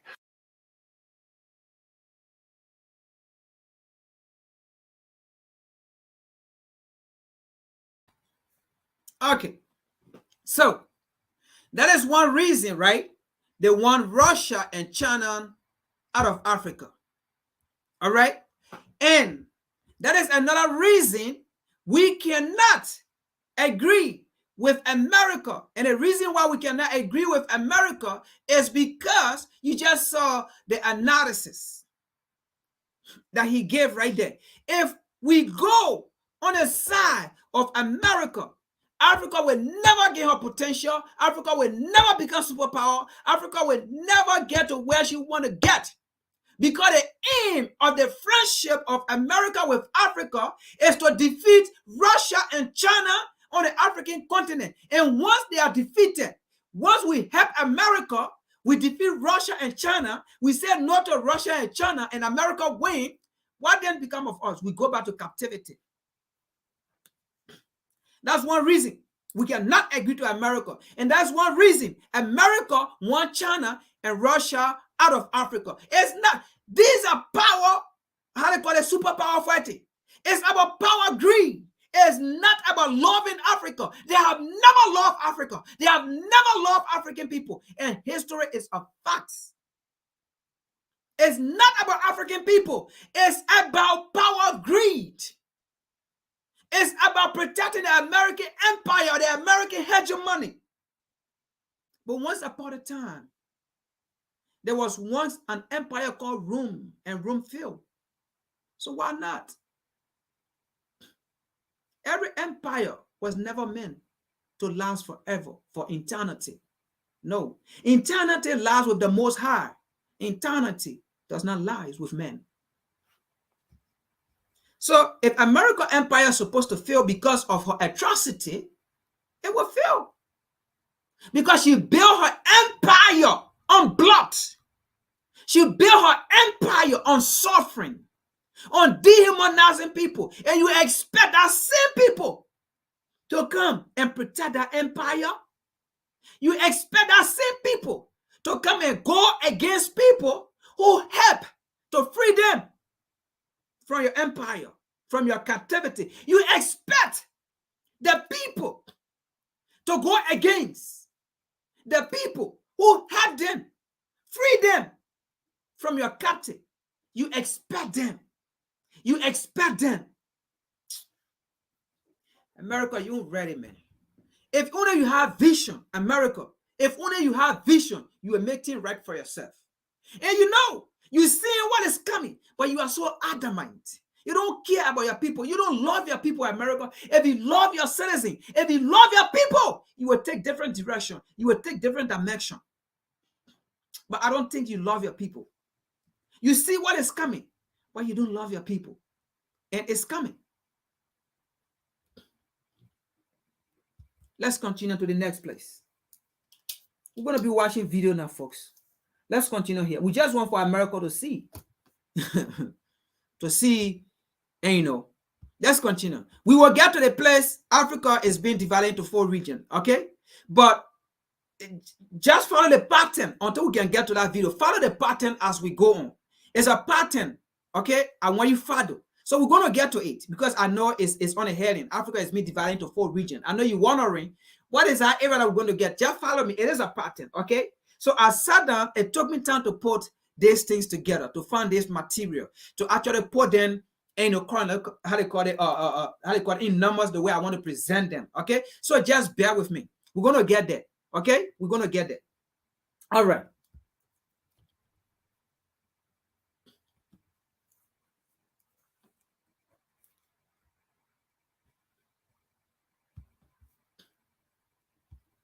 Now,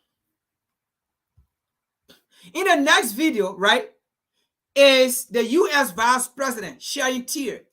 The U.S. Vice President crying. But I don't know what she was crying for. Because if you in America here, and you see the horrible condition of black people, the same black people, you see the horrible condition, you see the condition in which they are being treated, and you don't cry. You don't cry. Why would you want to cry on the African continent? If to say black people are not in America, black people are in America living the worst of life. The justice system against them. The justice system is not working for them. Inequality is at a higher peak. And you are not crying. Let's continue here, folks. Let's see.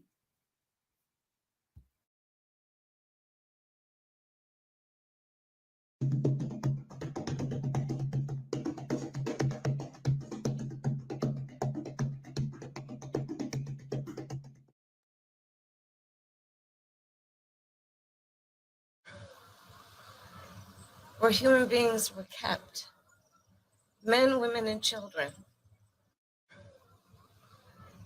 Where human beings were kept, men, women, and children.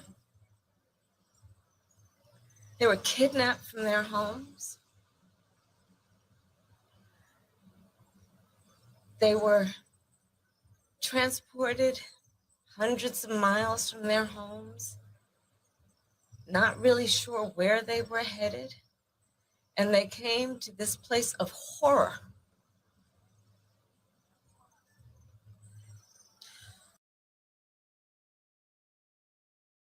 Sorry, folks. Let me ask something here quick. Why is she being so emotional? Is she telling me she has never been to any museum in America here? You see how fake this woman is? Why is she being so emotional? Is she telling me she has never been to any museum? She has never been to Washington, the Washington D.C., the place she works. The place her office is. The place her office is. Is she telling me she has never been to Washington, D.C., to the museum to see this same picture? What she's looking at here, I believe, is at the museum in Washington, D.C. Is she telling me she has never seen it to be emotional? She has never seen it so that she can know the lie of these Africans that was brought here. Is she telling me she has never seen it? Is she telling me she has never seen it? She has never been to the museum. She has never been to this place in America. America get a whole lot of museum here. When you see the horrible things that happen to Africa in this country. Is she telling me she has never been there? She's pretending here. Because she want for African people to love her, to take a stupid a policy or stupid U.S. agenda. There is no museum in America here that she has seen the horrible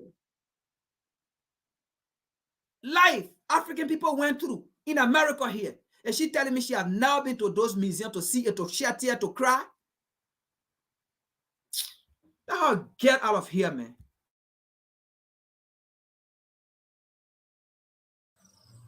Some to die, many to starve and be tortured, women to be raped before they were then forcibly taken on a journey thousands of miles from their home to be sold by so-called merchants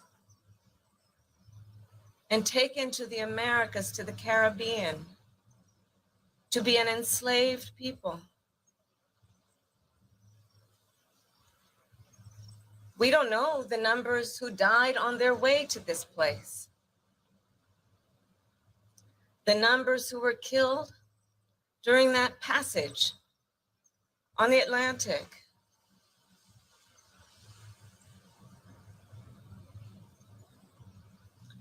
The horror of what happened here must always be remembered. It cannot be denied. It must be taught.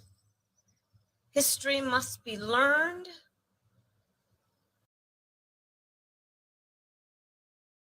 Now, let's just remind her. She said, the history cannot be erased. It cannot be denied. It must be taught.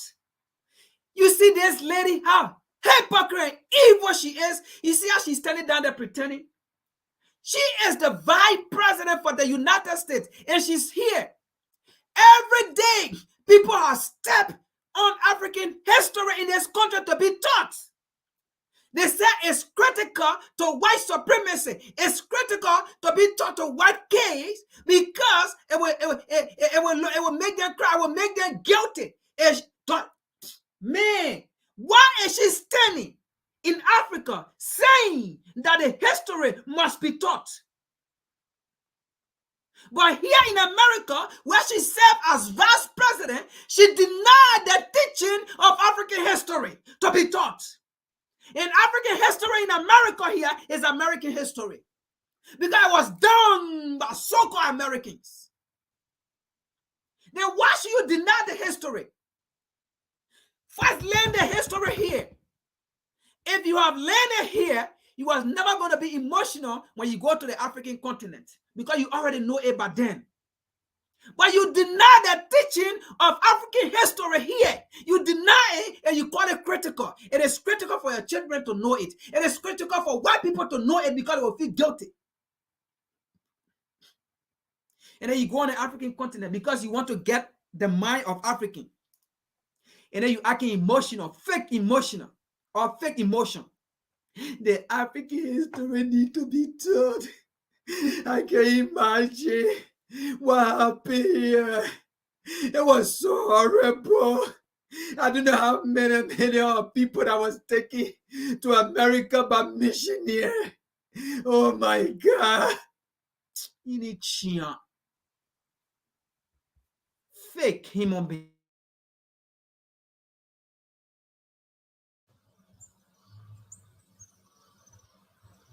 And we must then be guided by what we know also to be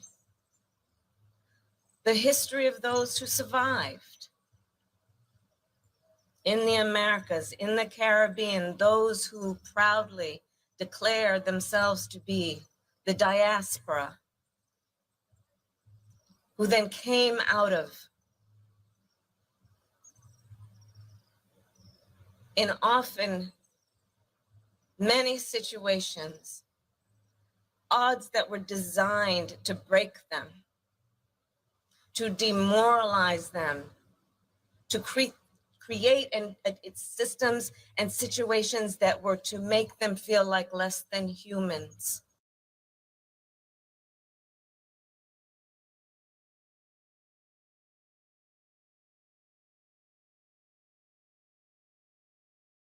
Sorry, guys. Okay. Now she's talking about a system that was created, okay, to demoralize Africans, to make them less human. Oh, is she not confessing? Look, folks, is she confessing? Is she confessing on the African continent, telling African in Africa that the African in America, this is how they are still being treated? She's telling the African on the African continent that we have a system in America that demoralizes African in America.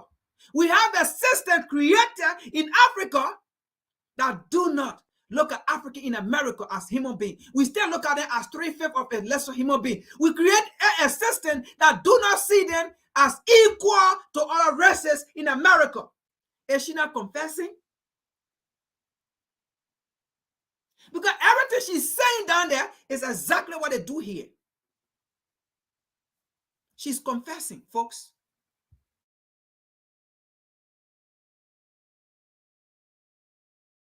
Less than full human beings, but yet they survived. And they tell another history, a history of endurance, a history of faith, a history in believing what is possible, a history not only that tells about the ability that each individual has to survive, but to thrive. And so all these stories must be told. All these stories must be told in a way that we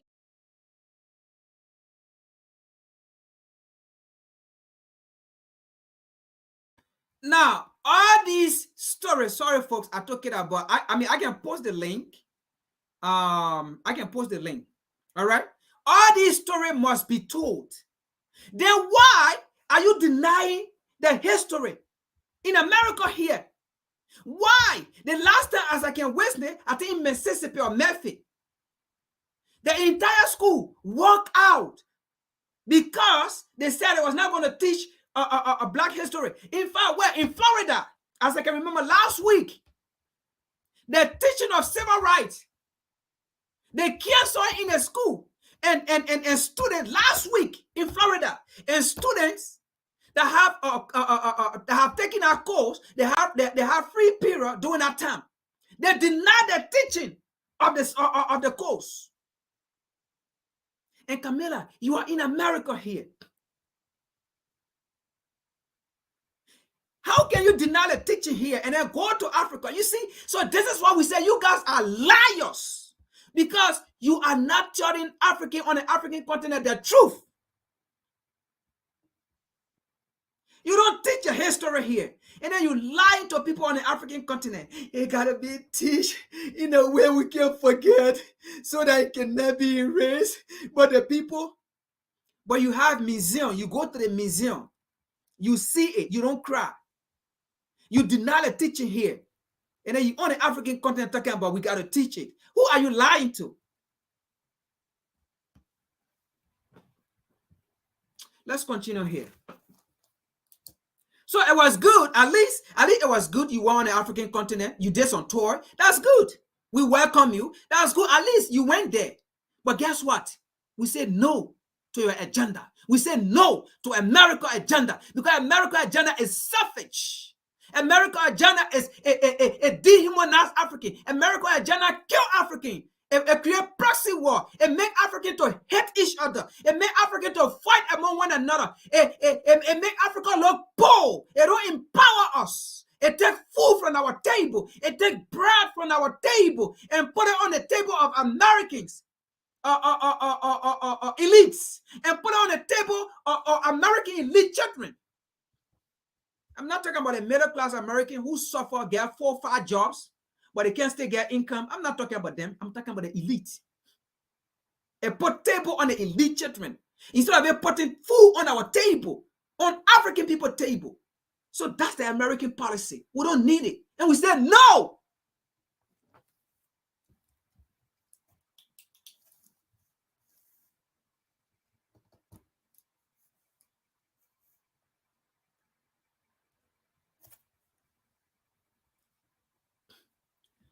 Now, look at another video of Europe, okay? So all their visit on the African continent is all about China, Africa, Russia, China, Africa, Russia. They are propaganda. All right, let's see another one here.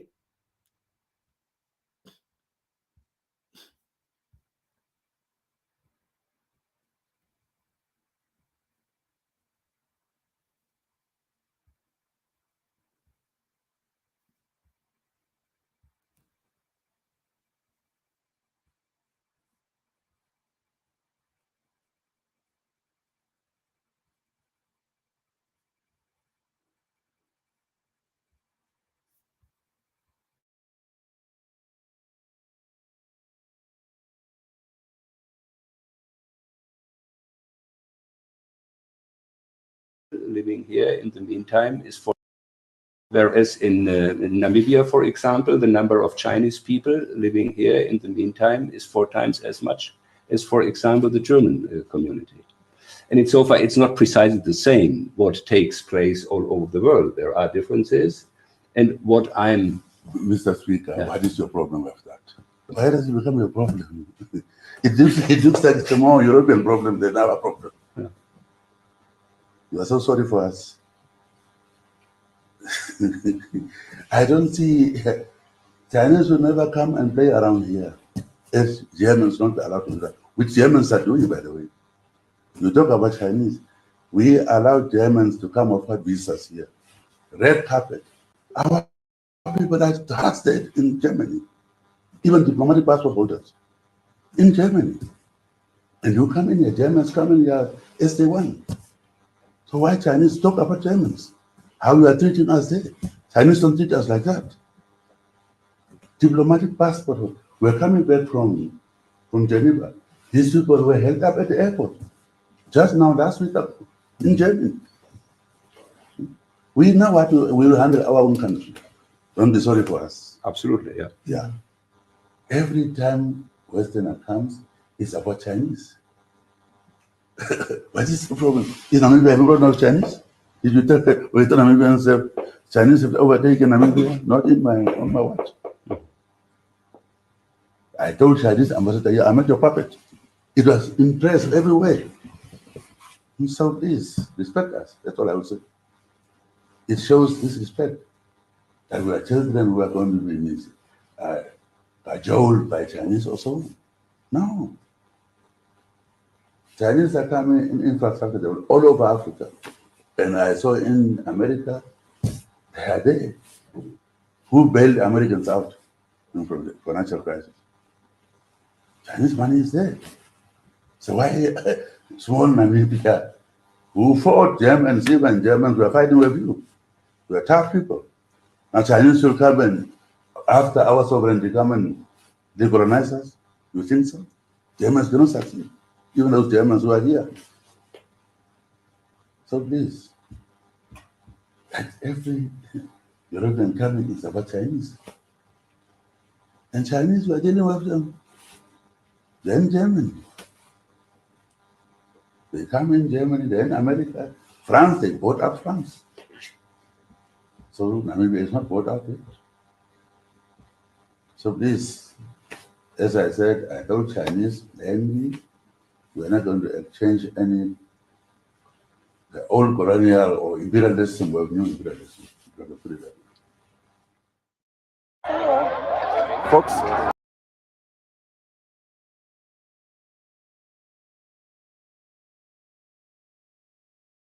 All right, so that was a German man, right? Let's say European, went in Namibia, asking, questioning the president about China involvement in Namibia or China, XYZ and thing. And this guy, the answer he gave was so brilliant and encouraging. And the man told him, why anytime you guys come to Africa, it's about China, China, China, China. You can't talk about yourself. And the guy told him, the president told him, you don't decide for us about what we should do to China or what we shouldn't do. And the man told him, China is in Europe. Chinese are in Europe. Chinese are in America. In fact, who built America economy out? It's the Chinese. Chinese build them out. American businesses are in China. Most of things they use in America, they come from China. They are Chinese made. Your companies are in China. So then why will you talk about China in Africa when your economy is heavily invested? Or let's say the Chinese economy is heavily invested in China. Chinese workers are heavily invested in America here, okay? Because American businesses, most of them are in China because of cheap labor, okay? Because of cheap labor. So why would you want to talk about China when you have China involved in your country? Even your technology, they are Chinese, they are Indians. When you come to your computer in America, the Chinese, they are the Indians. They are involved in it, heavily involved in it. So why would you want to talk about them when they're in Africa? So are you telling us we don't deserve for ourselves, we African? So the man told him, don't bring our colonial master to us. We will not allow Africa to be recolonized. The same way you do business with Chinese, that's how we are doing business with Chinese. So leave us alone. So if you want to do business with Africa, with us, come.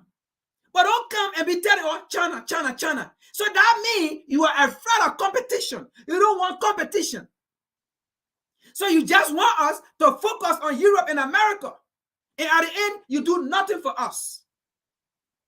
So leave us alone. So you see the aim of these people. So that is why nations in Africa, the African continent, are turning away from Europe and America because they are so arrogant in dealing with Africa. They don't want to listen to Africans. They are arrogant. Bear with me, folks. We will get to where Africa is being, divided. We will get there. But follow the pattern. The reason why I am laying premises, I'm giving you the premises to the reason why Africa is taking a stand, it is taking. I am laying a premise or premises to the reason why African nations are taking a stand. They are taking. Be with me. We will get there. Follow me.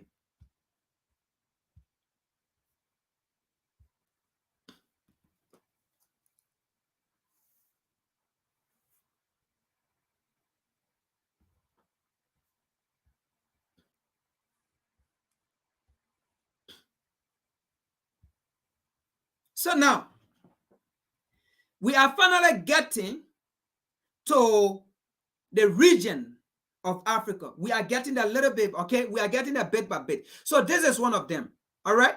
So let's see the reason why today we have BRICS, okay? And let's see why African nations are forming part of BRICS. And so far right now, it's only South Africa. But more nations to follow. That I can tell you.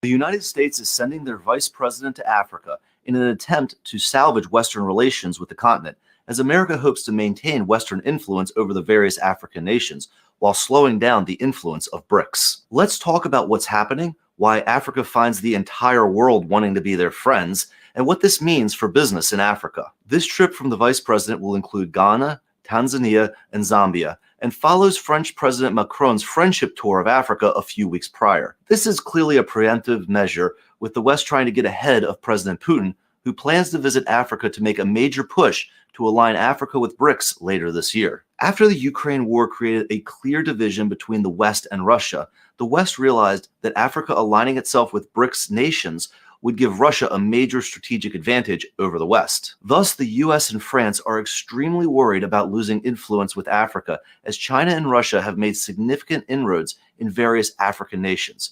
If you spent time in Africa, you have likely seen the massive infrastructure projects. The US is hoping to use a charm offensive to convince the African countries to expand their relations with the Western world and reject future infrastructure and business deals from Russia and China. Each side is coming to the African nations with proposals. At this point, we can only speculate, as many of the negotiations are ongoing and all sides are tight-lipped. Nevertheless, let's talk about what offers are likely going to be on the table from the West and from BRICS, and which side is more favorable to business in Africa.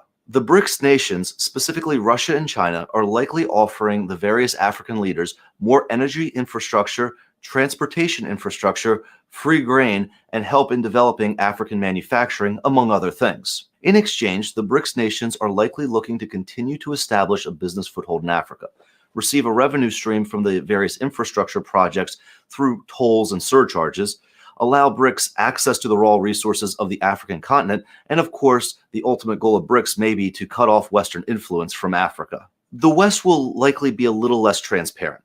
The West will offer foreign aid with strings attached, developmental loans from the World Bank, more American visa lotteries for the African citizens, and implied military protection for the leaders who play nice with Europe and America. In exchange, the U.S. will expect Africa to conform more with Western social norms, allow Western companies access to the African economies, and of course, limit future African involvement with the BRICS nations. This is fundamentally a continuation of the previous relationship the West had with Africa, though perhaps with a nicer tone. On the surface, the BRICS nations appear to be offering a much better deal for the African economies. The infrastructure and nuclear energy deals appear to be game changers without the typical political and social baggage the West pushes. From a business standpoint, it seems BRICS is the winning choice if you are an investor in Africa. But the devil is in the details, and we do not know whether the BRICS nations will maintain a neutral business relationship with Africa indefinitely, or whether they will attempt Western-style political intrigue if BRICS influence becomes more entrenched. Either way, it certainly must be an interesting time to be an African. After centuries of being treated like second-class countries, they now find major powers of the world attempting to win their favor, putting the Africans in a much stronger negotiating position than they enjoyed in the past. I believe this competition for African friendship could lead to better trade deals and more respect for African autonomy. But what do you guys think? Have the trips from the leaders in America and France improved your opinion of Western involvement in Africa? Or should the African nations align more with BRICS? Or do you feel Africa should limit foreign involvement in their economies and develop independently of both the West and BRICS? Let me know in the comments below. I'm very interested in your opinions on this.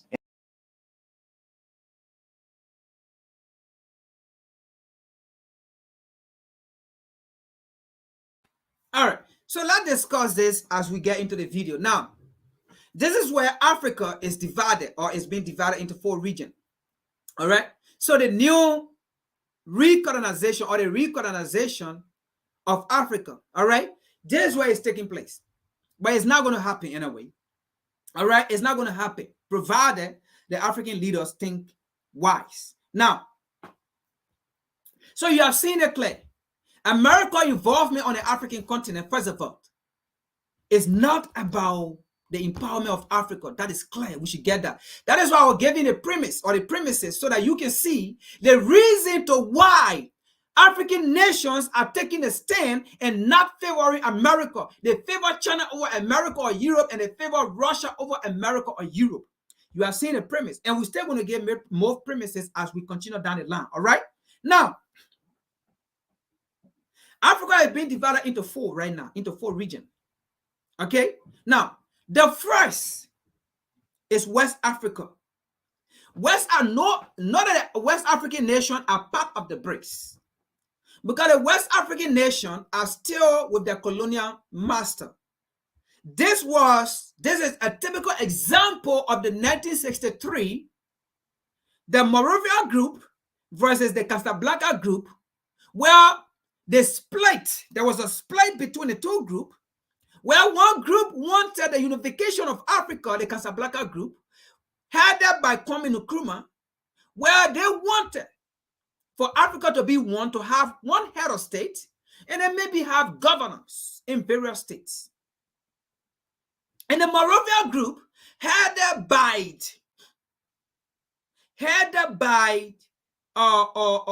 so-called Totman and Trouble, because they were American puppets, along with other nations. They disagree with Nkrumah. And they said, no, we need our colonial master because we need the money to build Africa, to build our nations. So we still need a colonial master. And Kwame Nkrumah said, you guys are making a mistake. Let us come together instead of all dividing ourselves. Instead of us leaving ourselves as independent nation, let us come together. And they did not agree. And what they said, in fact, was Africa should be divided, but it should have Organization of African Unity, and the Organization of African Unity should not interfere into the political affair of other nations, because their colonial master will be heavily involved. And it's sudden that they carry on that deal. And that is what's happening right now in this 21st century with Africa. West Africa is still under America and Great Britain. That's one region. West Africa. That's one region. They are still under America and Great Britain. We just saw that with the Nigerian election. It was a reason why the Nigerian election was heavily fraudulent. Because they knew if the other party was going to come in, they know Nigeria is a superpower in West Africa. So the party that should have won the election, if that party was going to come in, was not going to favor America and Europe.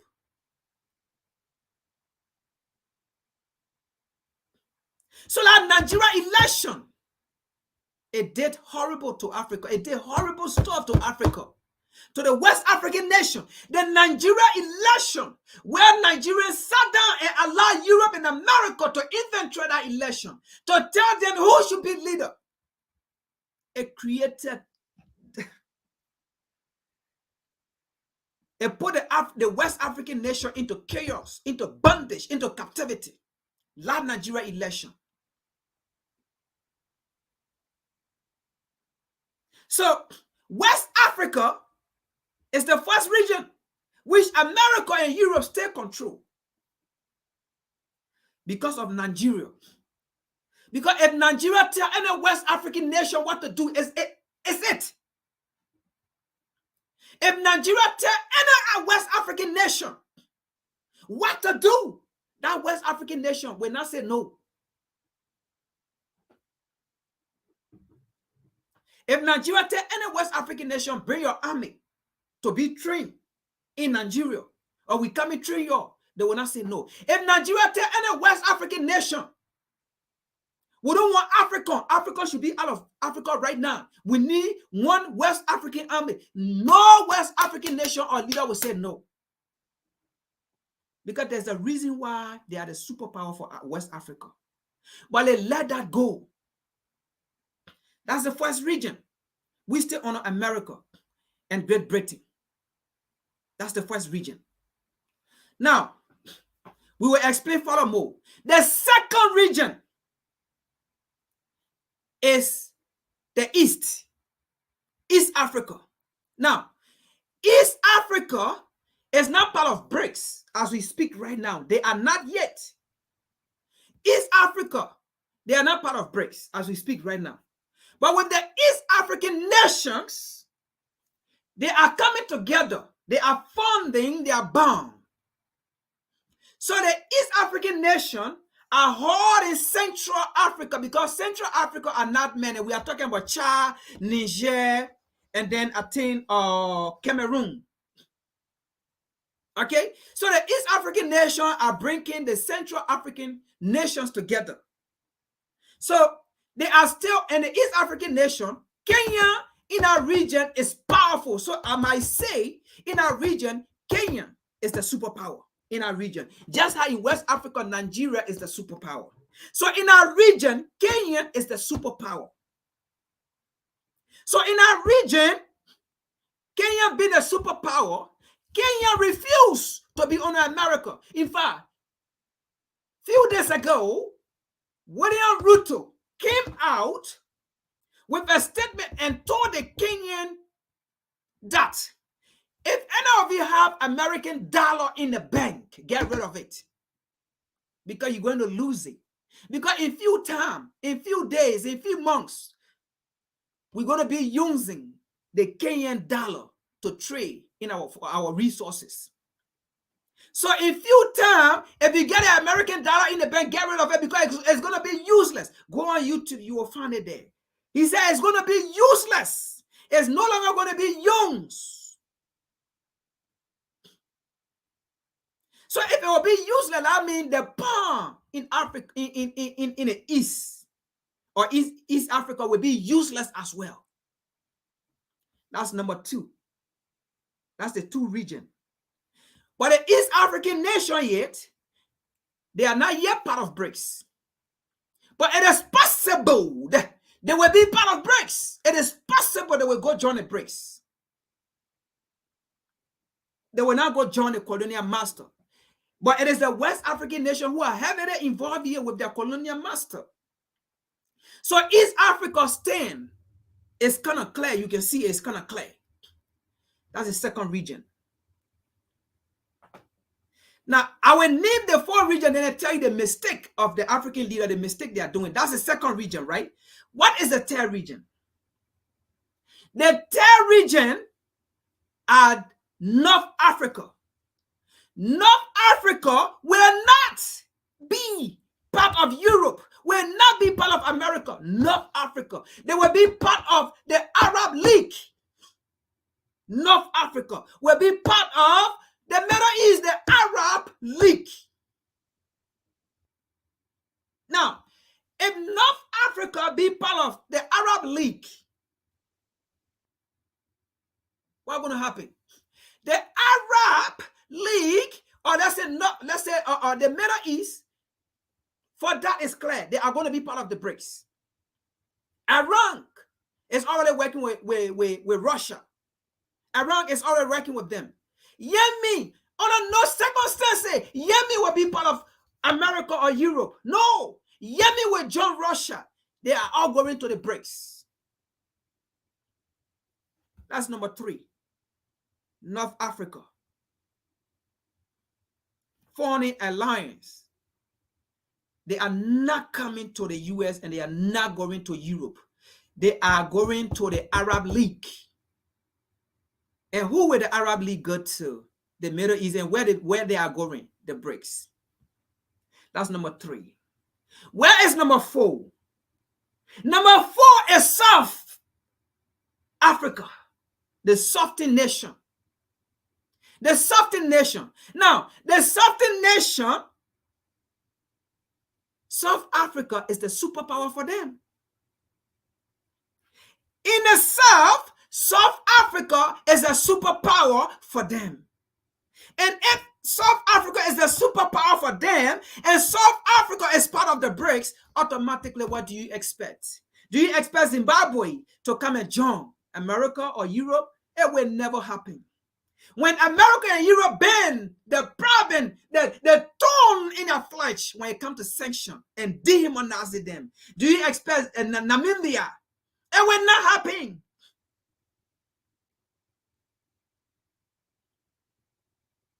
So you're getting it. That's 4 right there. Into 4 regions. It's divided.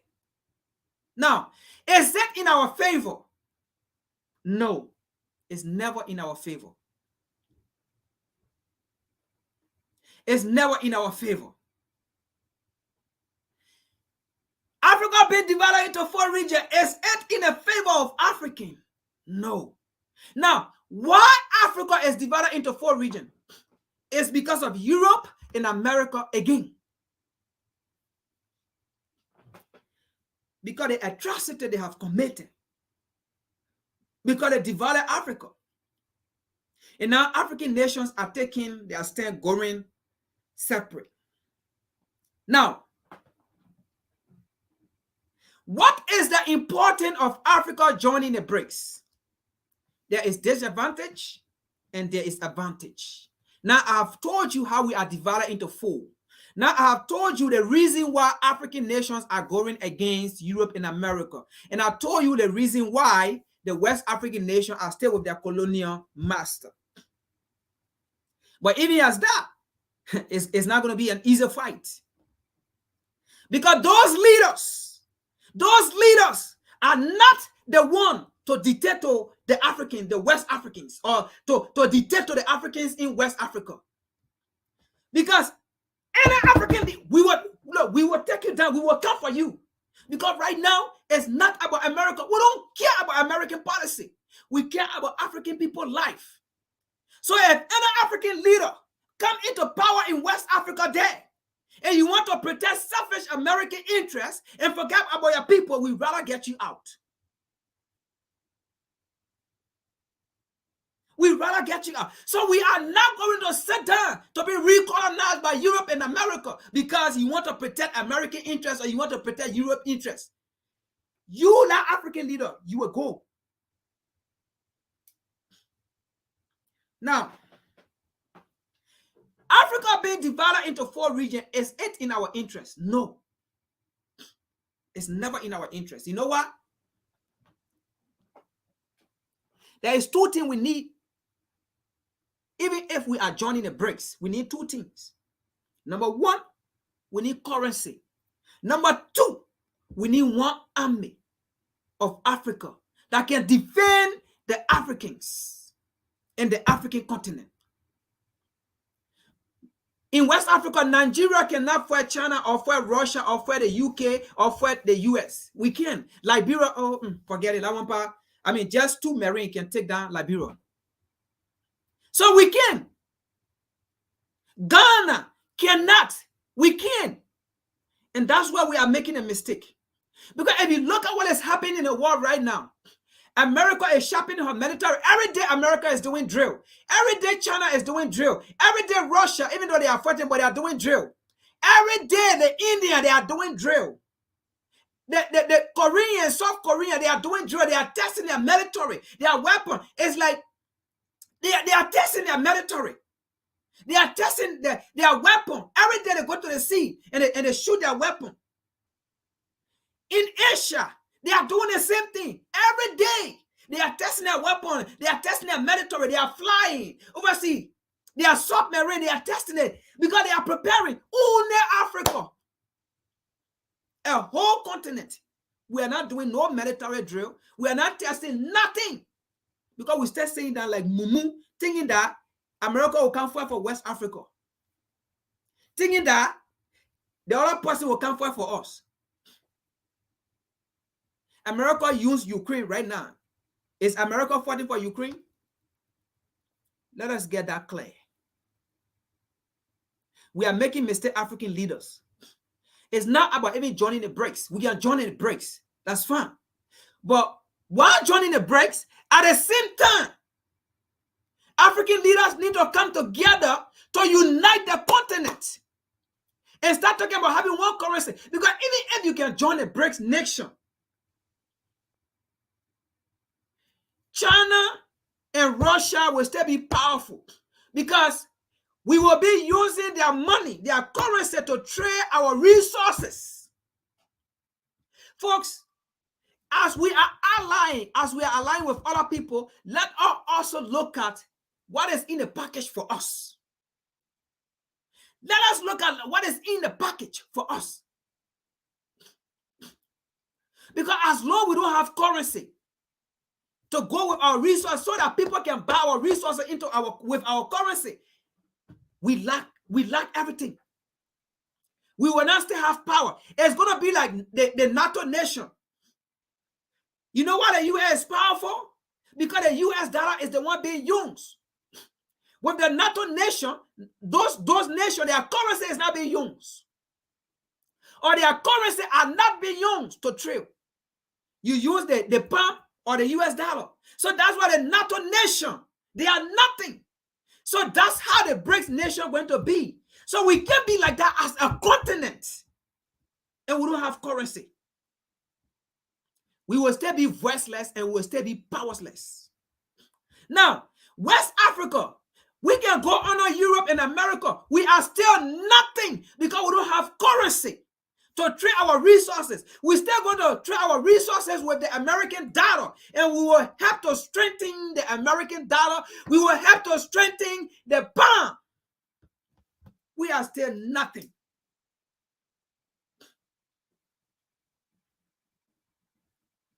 So this is where we are getting it wrong. We need to come together even as we are joining or as you guys are joining the BRICS. At the same time, bring the African nations together. This is not about going separate.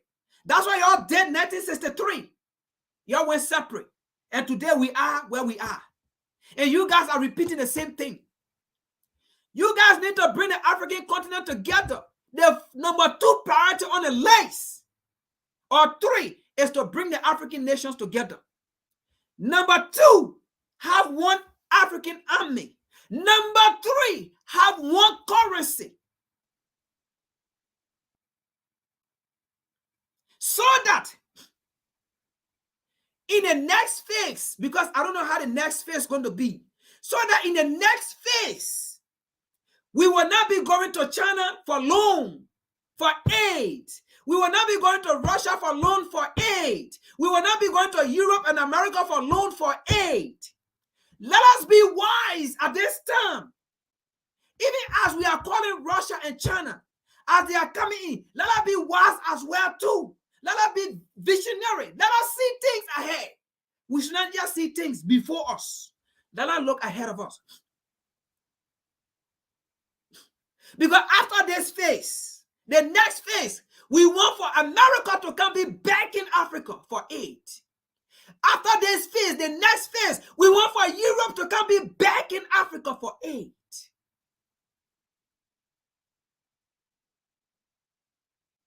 Let us be wise. Let's continue here.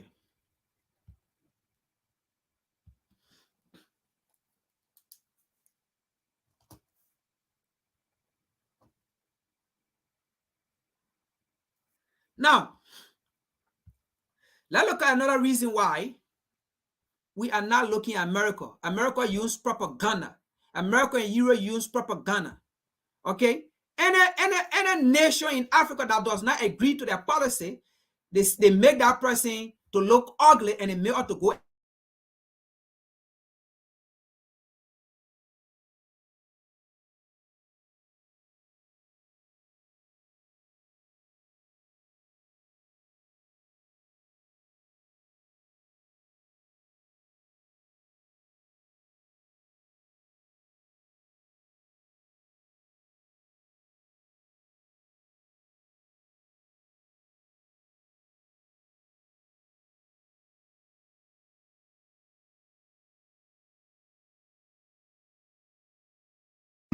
And partners with your own country.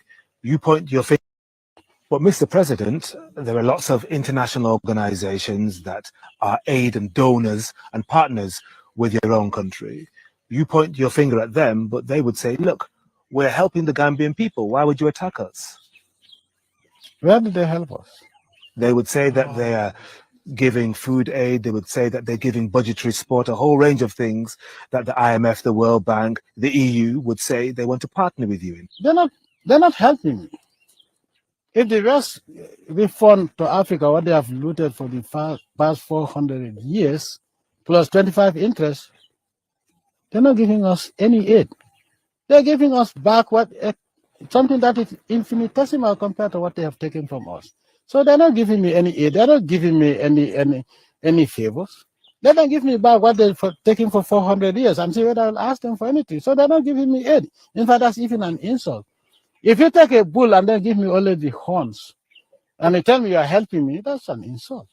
Is that one of the reasons why you like to point the finger at the West so much? Because deep down you think they haven't repaired and recompensed Africa for what they've taken out over all these years? No, that's not the reason. The reason is that the West has only been ungrateful. They were abject poverty drove Europeans to Africa, and they exploited it for 400 years. In those years, there has never been any election. There were no parliamentary systems. After 400 years of looting Africa, they turn around. Some of us have to take up arms and kick them out. Now they come around and give us lectures about democracy and human rights, when in their own country there's no democracy. Where's the democracy for blacks in UK or blacks anywhere in Europe? Now the so-called skinheads or neo-Nazi or the far right, if they were in Africa or in the Gulf state, they'd be called terrorist organizations. And why are they not being called terrorist organizations and be dealt with? And they espouse the same hatred that extremists also espouse towards humanity. They're all both, be it Islam, those who call themselves Islamic extremists or those neo-Nazis and skinheads, they are all anti-human. They hate humanity. So why are those in the third world called terrorists and being bombed? And those in the West, the KKK in the United States of America, are called far-right and white supremacists. Supremacy who against who? So I'm not anti-West. I'm anti their hypocrisy and their racism. Your critics and critics of today's African leaders would say that most countries now have reached their golden jubilee. Your own country celebrates 50 years of independence in 2015, and they would say the fault is with you post-independence leaders because you have been in control for 5 decades. What would you say to that? The British have been here for 400 years. They never taught us democracy. We never had one Gambian be a member of the British Parliament or the colonial parliament. And that's why up to today, Gambia, I have to build a National Assembly. The first time in the history of this country that the National Assembly is being built. The British never built a high school in this country in 400 years. So what is there for them to teach me? They came to my country. There's a place around the Atlantic coast where 5 p.m., if you go there, they arrest you and lock you up, a black man in our own country. So more than 1,000 years up to now, the West has never been democratic. And up to today, they are not democratic because if democracy is anything to go by, you have to respect the will of the people. Who do they think they are that they have to teach Africans how to be democratic when we have never colonized anybody? So this issue of Western democracy is a fallacy. It doesn't exist. How many blacks are killed in UK and no investigation is done? If a black man is accused of killing a white man, in 24 hours, he'll appear in a court of law. Typical example. When the people rose up against the system because of police brutality in London, David Cameron called them gangsters and whatever. But and you can see the reaction. But when two black men killed a soldier, they were asking for the death penalty. Can you see the difference? A black man shooting a white man will be arrested in 24 hours in UK. But a white man killing scores of blacks will never be arrested in the history, in the next 25 years. Where is the justice? Let them, before you point finger at me, look at yourself first. If you live in a glass house, don't throw stones. After all, they...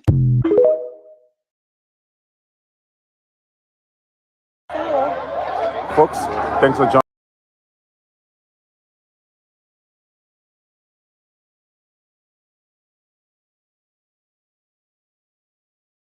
All right, so let's continue with the video.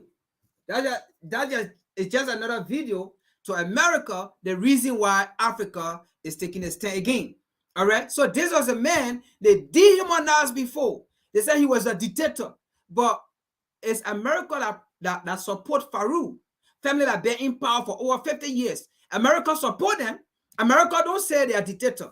America supports Pombia, who been in power for almost 40 years. America support Pombia in Cameroon. America don't call him dictator.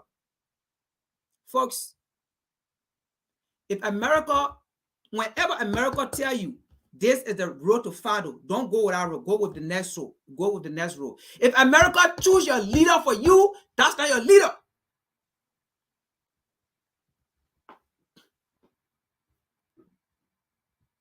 Let's continue here.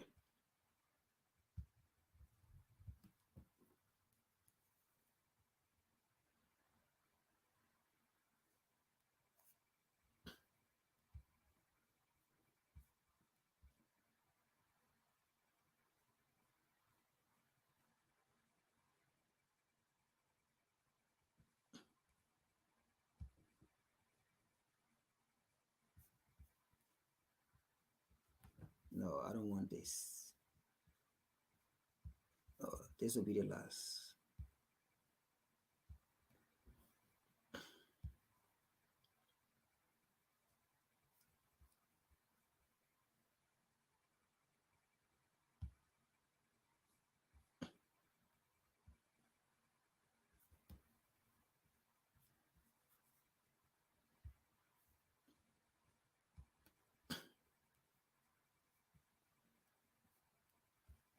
Now, this is just another video to tell America and Europe, Africa is not against anyone. America is against herself, and Europe is against herself.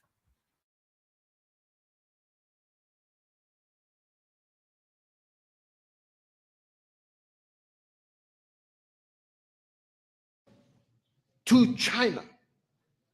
3 days ago, the Pentagon issued a warning to China. 3 days ago, before President Xi's peace proposals, when they didn't know what was in the peace proposals. There will be consequences for China should it decide to deepen its relations with Russia. Think of the arrogance, first of all, of that. We'll come to the stupidity. But think of the arrogance of one superpower threatening a second superpower with consequences were it to decide to have more friendly relations with a third party. The sense of exceptionalism you must feel to think you're entitled to do that, to think you're entitled to warn other countries who they can be friends with. But let's turn to the stupidity of it. You know, from Richard Nixon and Henry Kissinger onwards, it was the policy of the United States to keep Russia and China as far apart as it was possible to keep them, and if possible, to keep them at each other's throats. In the last few years, the policy of the United States and NATO has made Russia and China virtually one country, certainly militarily and economically one country. And now they think China is going to obey orders from somebody called Antony Blinken. The days when China could be ordered around by foreigners is over.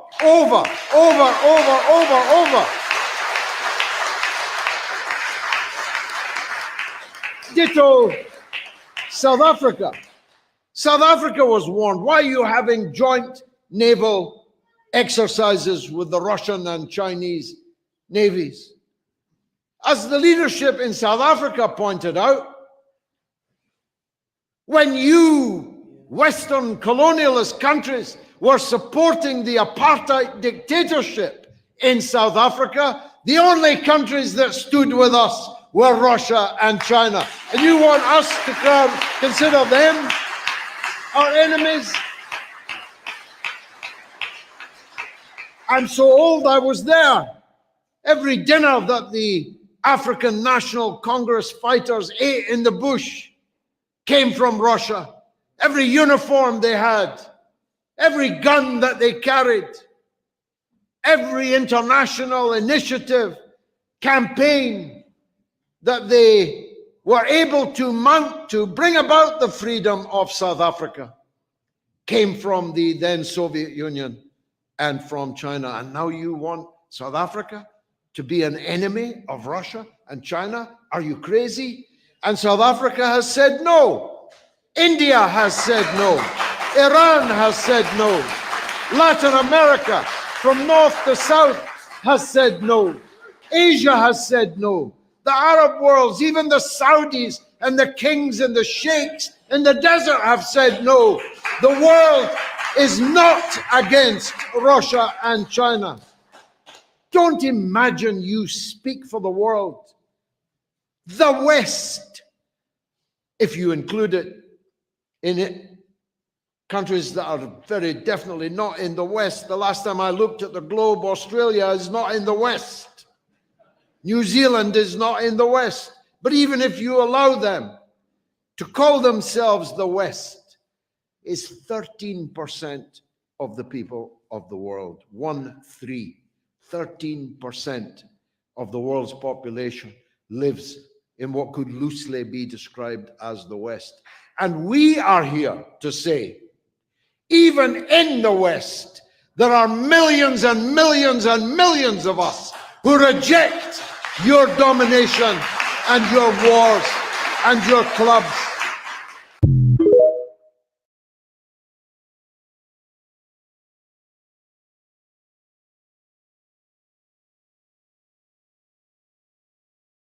So, America and Europe, I hope you are listening. These are the reasons why African nations prefer other nations over you. But that does not mean they hate you. They don't hate you. We don't hate. We love. We are not like you. We are not like Europe. We are different. Aren't you getting it? We are just looking out for ourselves now. We are not looking to save the world. Before we save the world, we want to save us. We want to do us. Then after that, we can save the world. But other than that, we are not saving the world. Let's get to the next video. I hope you are listening and taking notes. America. Now, this is what we are against. What I'm about to show is what African, is what Black people are against. This is what we are against.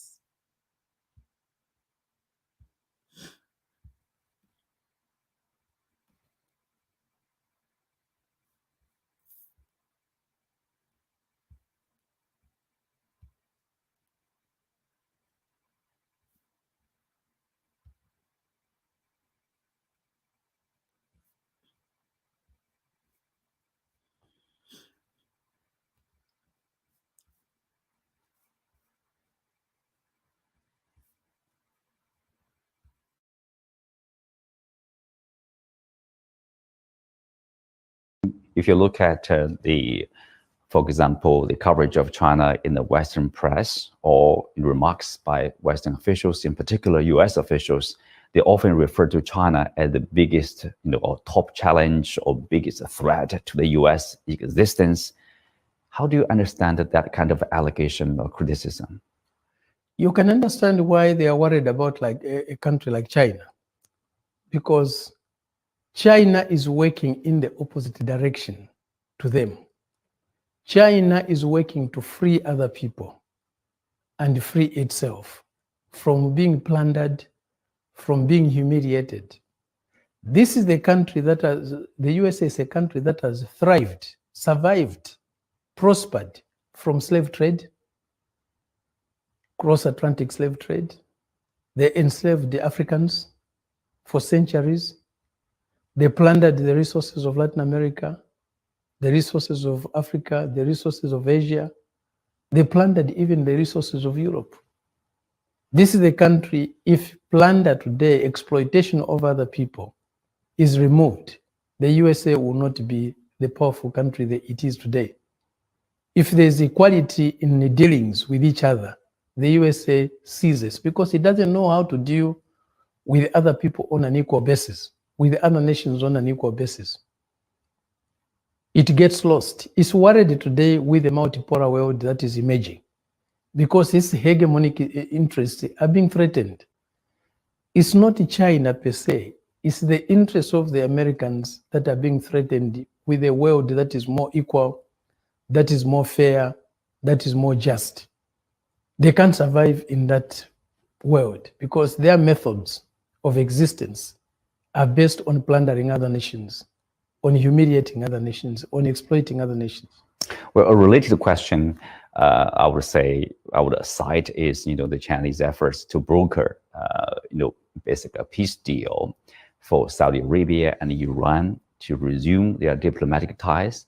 And then you see the Chinese efforts to create some conditions for peace or for ceasefire between Russia and Ukraine in this Ukraine crisis. But then if you look at the reaction or response from the US side, they try to dismiss the Chinese efforts or belittle the Chinese efforts as something else. Why is that kind of response? The Chinese efforts basically have been welcomed by the rest of the world. People see that as very positive, more peace, more stability in the Middle East, more reconciliation. What's wrong with that? A world that is peaceful is not suitable for the United States because it prospers from conflict. It sets one humble nation against the other. It does not help to remove conflicts. It always creates conflicts. When you look at the conflicts that have existed in the world since 1776, when the USA was formed, the USA usually has a hand in it. When it doesn't have a hand in it, it doesn't work to resolve those conflicts. It works to perpetuate those conflicts because it thrives from conflict. It benefits from conflicts. When the world is divided, it becomes easier to exploit. It becomes easier to plunder. A united people cannot be plundered. A united people cannot be exploited. A united people cannot be made to fight each other and prosper. This is the country that benefits from wars. It prospers from wars. It creates wars as a business to make profits from. It makes profits from wars. Well, the famous example is the military-industrial complex in the US. They certainly welcome conflicts and wars so they can, sell weapons, ammunitions, and make a profit out of that. Yes, and they are also linked to the media. They are linked to the politics. They are the sponsors of the politicians. So they have to find conflict all the time. If no conflict arises naturally, they create it so that their industries make more and more money. And every year the US publish, human rights record on every country but itself. What do you make of that? Some people accuse the US of using the so-called human rights to interfere in the internal affairs of other countries, in particular the countries they are not happy with or they see as rivals. What do you make of that? The pious arm of human rights that the USA waves all the time is hypocritical. This is the country that has invaded other countries, killing so many people, including children. This is the country that has appropriated the resources of other countries, leaving those countries helpless. Look at Iraq today. 20th anniversary of 20th anniversary. What is happening to the Iraqi oil money? When Iraq sells oil, all the money goes to the USA. It's the USA government that decides how much to give to the Iraqi government to use. The Iraqi government has to submit a budget to the USA to get its own money after 20 years of that conflict. Is Iraq independent? Is Iraq sovereign? Iraq today is a colony of the USA. This is the country that occupies other countries' territories. For how long have they been there? Been in Guantanamo, on Cuban soil? A small island, the whole country of the USA, a huge territory, they still go and grab a small territory, not very far away from its own country, from its own coast. They have been occupying it for how many years? Several decades. The Cubans have been crying, give us our land. The USA does not respect the territory. Can really the USA claim Guantanamo to be their territory? Right. You can understand the same behavior in Taiwan. Same behavior. If today China or Russia went and did the same in Hawaii, what the USA is doing with Taiwan, would the USA accept it? They say, do unto others as you would like them to do unto you. Does the USA do unto others as it would like them to do on itself? This is an interesting perspective of the point here. You mentioned about the equality among sovereign nations. That's an exercise of democracy, based on equal footing and expressing one's wish or one's needs or demands equally in the international community. Do you think there's enough democracy in terms of that respect? You don't respect the territories of other people. Those territories are occupied by human beings. How can you respect human beings when you don't respect the territories which they occupy? How can you respect a human being when you don't respect the privacy of their home, the dignity of their home? A homeland is something very important to any human being. Every human being on this planet has a homeland. The homeland is their house. It's their home. That's why it's called homeland. You don't just get into somebody's house. You don't just get into somebody's country and interfere. If you don't respect the sovereignty of a territory, you cannot respect the human being who lives in that territory. You cannot claim to be committed to their democratic rights. You cannot claim to be committed to their human rights. What are human rights without a homeland? What are human rights or democracy without sovereignty? When your rights can be trampled on, when your leaders can be toppled anytime, when your leaders can be killed anytime. Look at what they did to Saddam Hussein. Look what they did to Muammar Gaddafi in Libya. Look at what they do to other people's leaders. Look even at the attitude, the arrogance towards other people.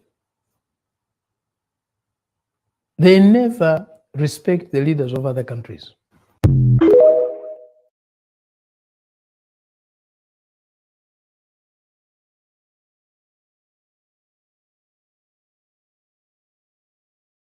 So, like I said, we don't hate America, we don't hate China, we don't hate Russia.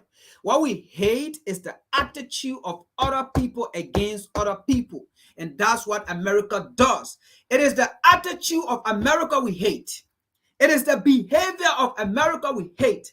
It is the hypocrite of America we hate. It is the double standard of America we hate. We don't hate nobody. So, America, how you are listening, we don't hate you. But we are just wise now. We know your game. We don't hate you. We hate what you do against us. We hate what you do against other people. We hate it. So we don't hate you. We don't hate nobody. We don't hate nobody. Hate is a strong word. Okay? It's a strong word. We're not using it. Okay? We don't like what you do. You are not human right advocate because you are the most violator of human right in the world. You kill plenty of people. You dehumanize plenty of people. You torture plenty of people. You take advantage of plenty of people. You loot plenty of people's resources. You are a thief. You are a rogue. And that's what we hate. Let's continue. So we will not take you. That's why your empire is failing. That's why we are going away from you. That's why nations are drifting away. How can you be horrible against nations of kind? And then you want them to take you. And then you want them to be on your side. And then you want them to cry for you. You want them to die for you. Does that make sense?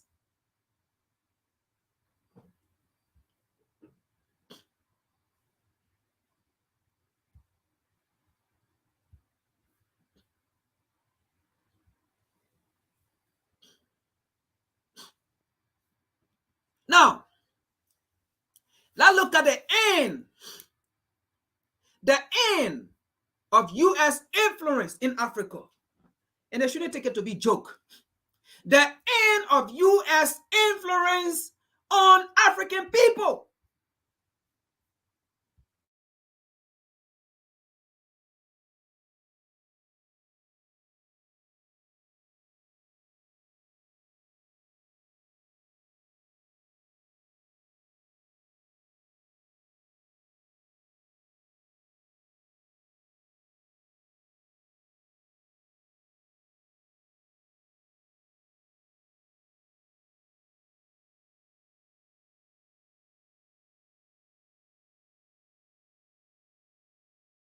Liberation, a country that was opposed to our liberation, a country that supported colonial regimes, the apartheid regime in South Africa, the white racist minority regime in Zimbabwe, now Rhodesia, now Zimbabwe, the Portuguese colonial governments in Mozambique, in Angola, in Guinea-Bissau, and Cape Verde, today is coming to Africa to teach us about democracy. A country that has toppled so many governments in Africa, that has led so many coups in Africa and other parts of the world, a country that has killed so many of our leaders in Africa and other parts of the world, the killers of Patrice Lumumba, those who toppled Kwame Nkrumah, those who killed Nasser, those who killed Muammar Gaddafi, today are coming to teach us about democracy. A country that has been built on brutal force, on enslavement of other human beings, on the humiliation of Africans, the exploitation of Africans, the plunder of Africa, today is coming to teach us about democracy.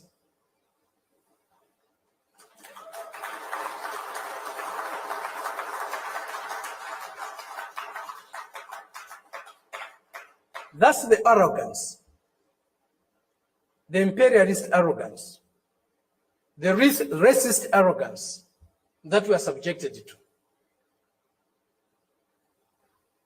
We cannot have democracy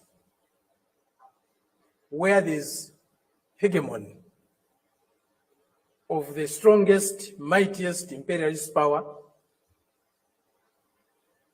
We cannot have democracy where a country's resources, a country's decisions are dictated to by another country.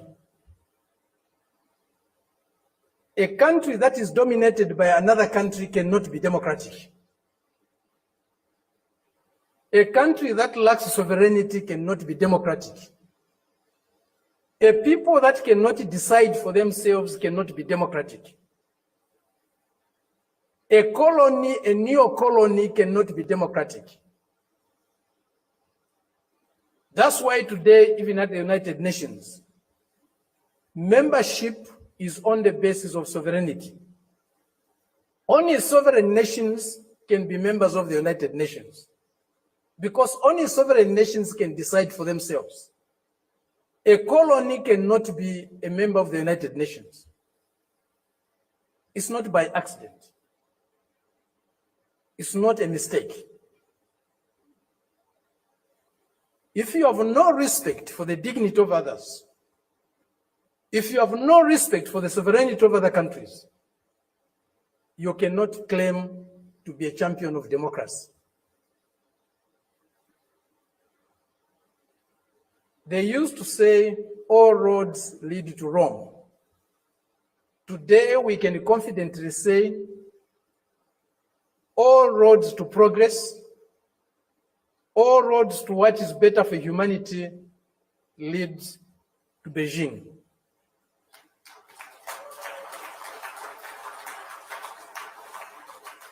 This is a country, this is a people that have developed themselves, that has developed itself without colonizing any country in the world, without plundering any country in the world, without subjugating any people in the world.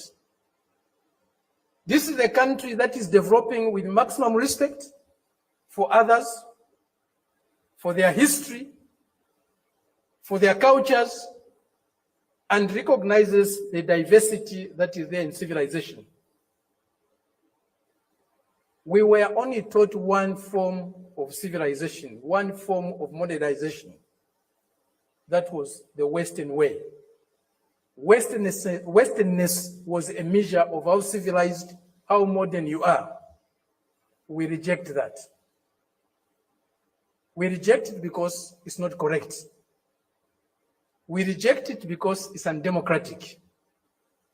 We reject it because it's uncivilized to think of the world and of other people in that way. Today, they cannot accept the fact that China has caught up with them. China is about to surpass them in many areas of human endeavor. The imperialist arrogance is inhibiting them from accepting that reality. The racist arrogance is inhibiting them from accepting that reality. But the world is changing. The changes we are witnessing today, as President Xi said in Moscow recently, or the other day, they have never been seen in 100 years. They have shaped a world that they themselves today are scared of. And they have shaped a world that is not sustainable. Democracy, human development is not sustainable on the basis of plunder, on the basis of enslavement, on the basis of humiliating other people every day. That is a system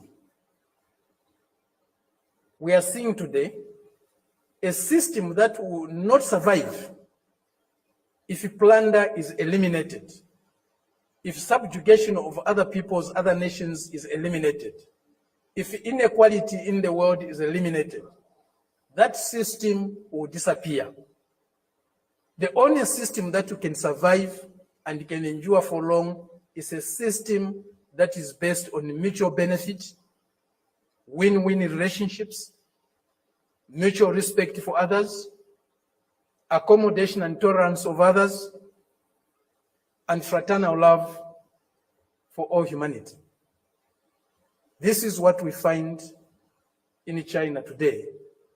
This is what China's example is showing us.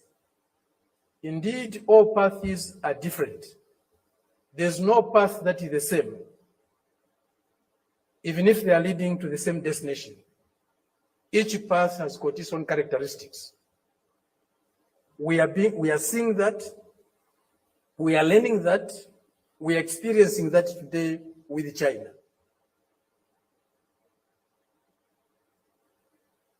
There are many things that need to be done.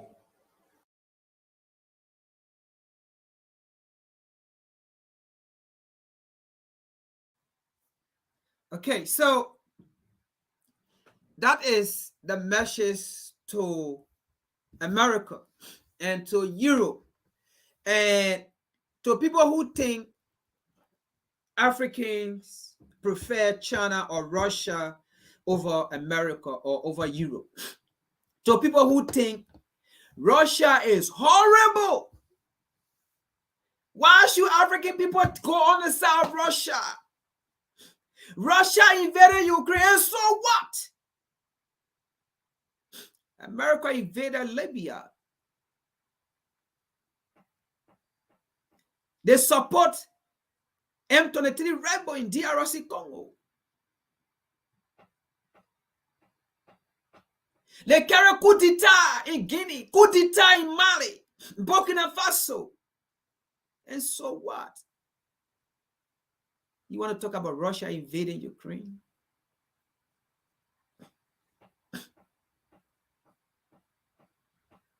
You take out democratic leaders in Africa. You kill Gaddafi. You invaded Libya and kill Gaddafi and destroy Libya today. And so what?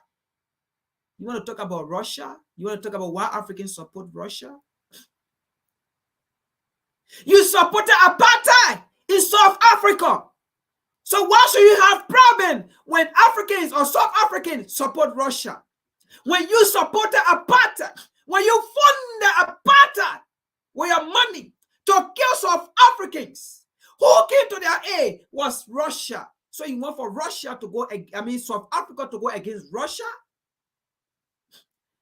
When it was Russia that came to the aid of South Africa, if not, your support, your finance Colonizers were going to kill more South Africans than the South African they killed.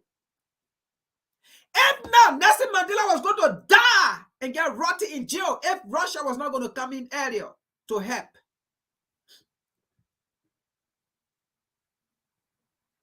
Nelson Mandela became president. You still call him tolerant. He was still on the tolerance watch list until 2018.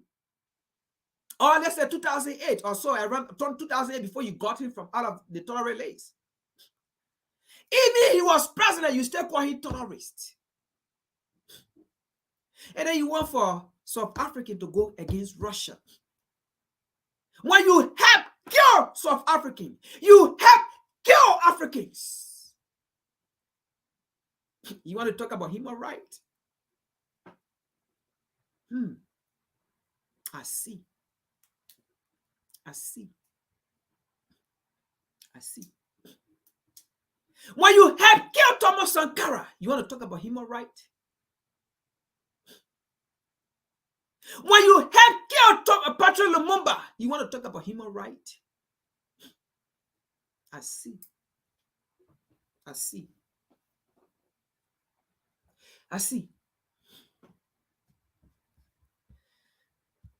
Let's see the last video here because we talk about African being split into 4 regions and being recolonized, right?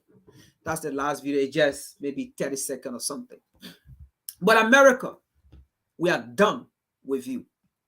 Can't you see the sign on the wall? Can't you see it? Can't you see it on various platforms?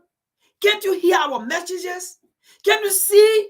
Can't you listen to our voices? Are you not seeing our actions?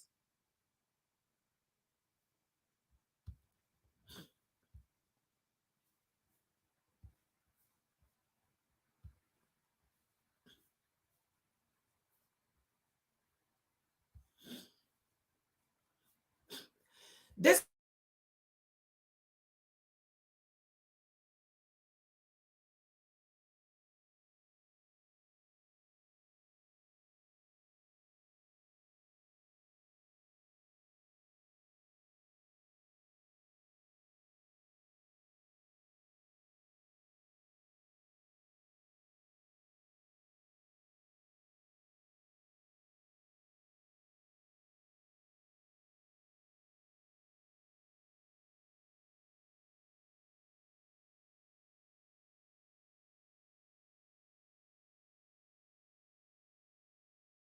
is Victoria Montu.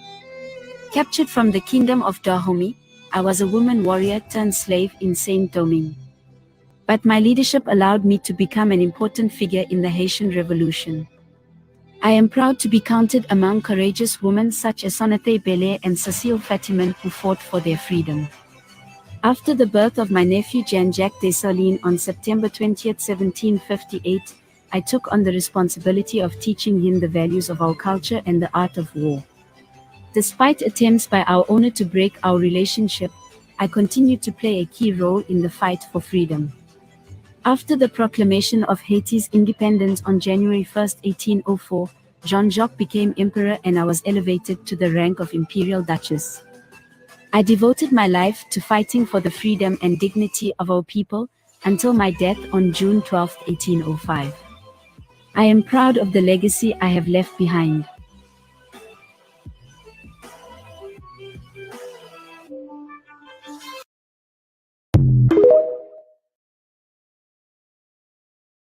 My name is Victoria Montu. Captured from the kingdom of Dahomey, I was a woman warrior turned slave in Saint-Domingue. But my leadership allowed me to become an important figure in the Haitian Revolution. I am proud to be counted among courageous women such as Sonate Belair and Cecile Fatiman who fought for their freedom. After the birth of my nephew Jean-Jacques Dessalines on September 20, 1758, I took on the responsibility of teaching him the values of our culture and the art of war. Despite attempts by our owner to break our relationship, I continued to play a key role in the fight for freedom. After the proclamation of Haiti's independence on January 1, 1804, Jean-Jacques became emperor and I was elevated to the rank of imperial duchess. I devoted my life to fighting for the freedom and dignity of our people until my death on June 12, 1805. I am proud of the legacy I have left behind.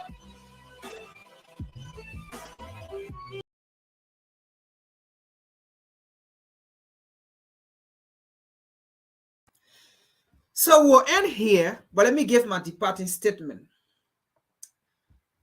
America, why? I ask you a question. Why do you want us favor you over China? Why do you want us favor you over other nations when you have caused calamity in Black nations around the world? Look at Haiti in South America. Look at Haiti. You remove democratic elected government. You create chaos, no peace for the people. You exploit the people's resources, no peace for the people. Look at Haiti. Look at Black nations. There is no Black nation that America, they will not tell you what America have done. It's a fact. There is no Black nation on the planet Earth that will tell you America have not influenced or infiltrated or done anything horrible in our nation. There's no nation. So tell me, that's the question. Why should we favor Russia or China over you? It's a question, and we would like for you to answer it. Instead of you telling us what China doing, what Russia doing, tell us, why should we favor China? I mean, why should we favor you, America, over China and Russia? It's a simple question. Just tell us, why should we favor nations over, let's say, why should we favor you over nations? Why is a question. But to our African leaders, even leaders in the diaspora, what will be a legacy? You listen to the last video we played. What will be a legacy when you die? What will be a legacy for your people when you die? Because we're all going to die. We're all going to die. What will be a legacy, you so-called Negro? What will be a legacy? What will be a legacy, you so-called Africans? You so-called leaders, Black leaders. What will be a legacy? Will a legacy be neo-colonialist puppet? Because you will go to hell. We will not honor you. We will tell our forefather he's coming or she's coming. Send her to hell or send him to hell. We will never honor you. And you will never be honored. Because you know what? Your colonial master will not honor you. They will not talk about you. Maybe on the day of your burial, they will come and sing some. They are fake gospel songs. And they are fake gospel hymns. They can't read it on top of you. But after that, you be gone. That's set for you. Because you will not be an ancestor or you will not be a forefather to them. So, what will be a legacy when you die? Fight for your people and fight for your continent. I thank you all for being here today. I know we've been here since 10 till now it's 2, let's say 124, almost 130. That has been a long time. Thank you for sticking in and for being around. I will see you guys tomorrow and I will see you all next week, Friday. This is the Revolutionary Repatriation Educational Lecture Series where we are unapologetic of what we say because what we bring is factual. Peace.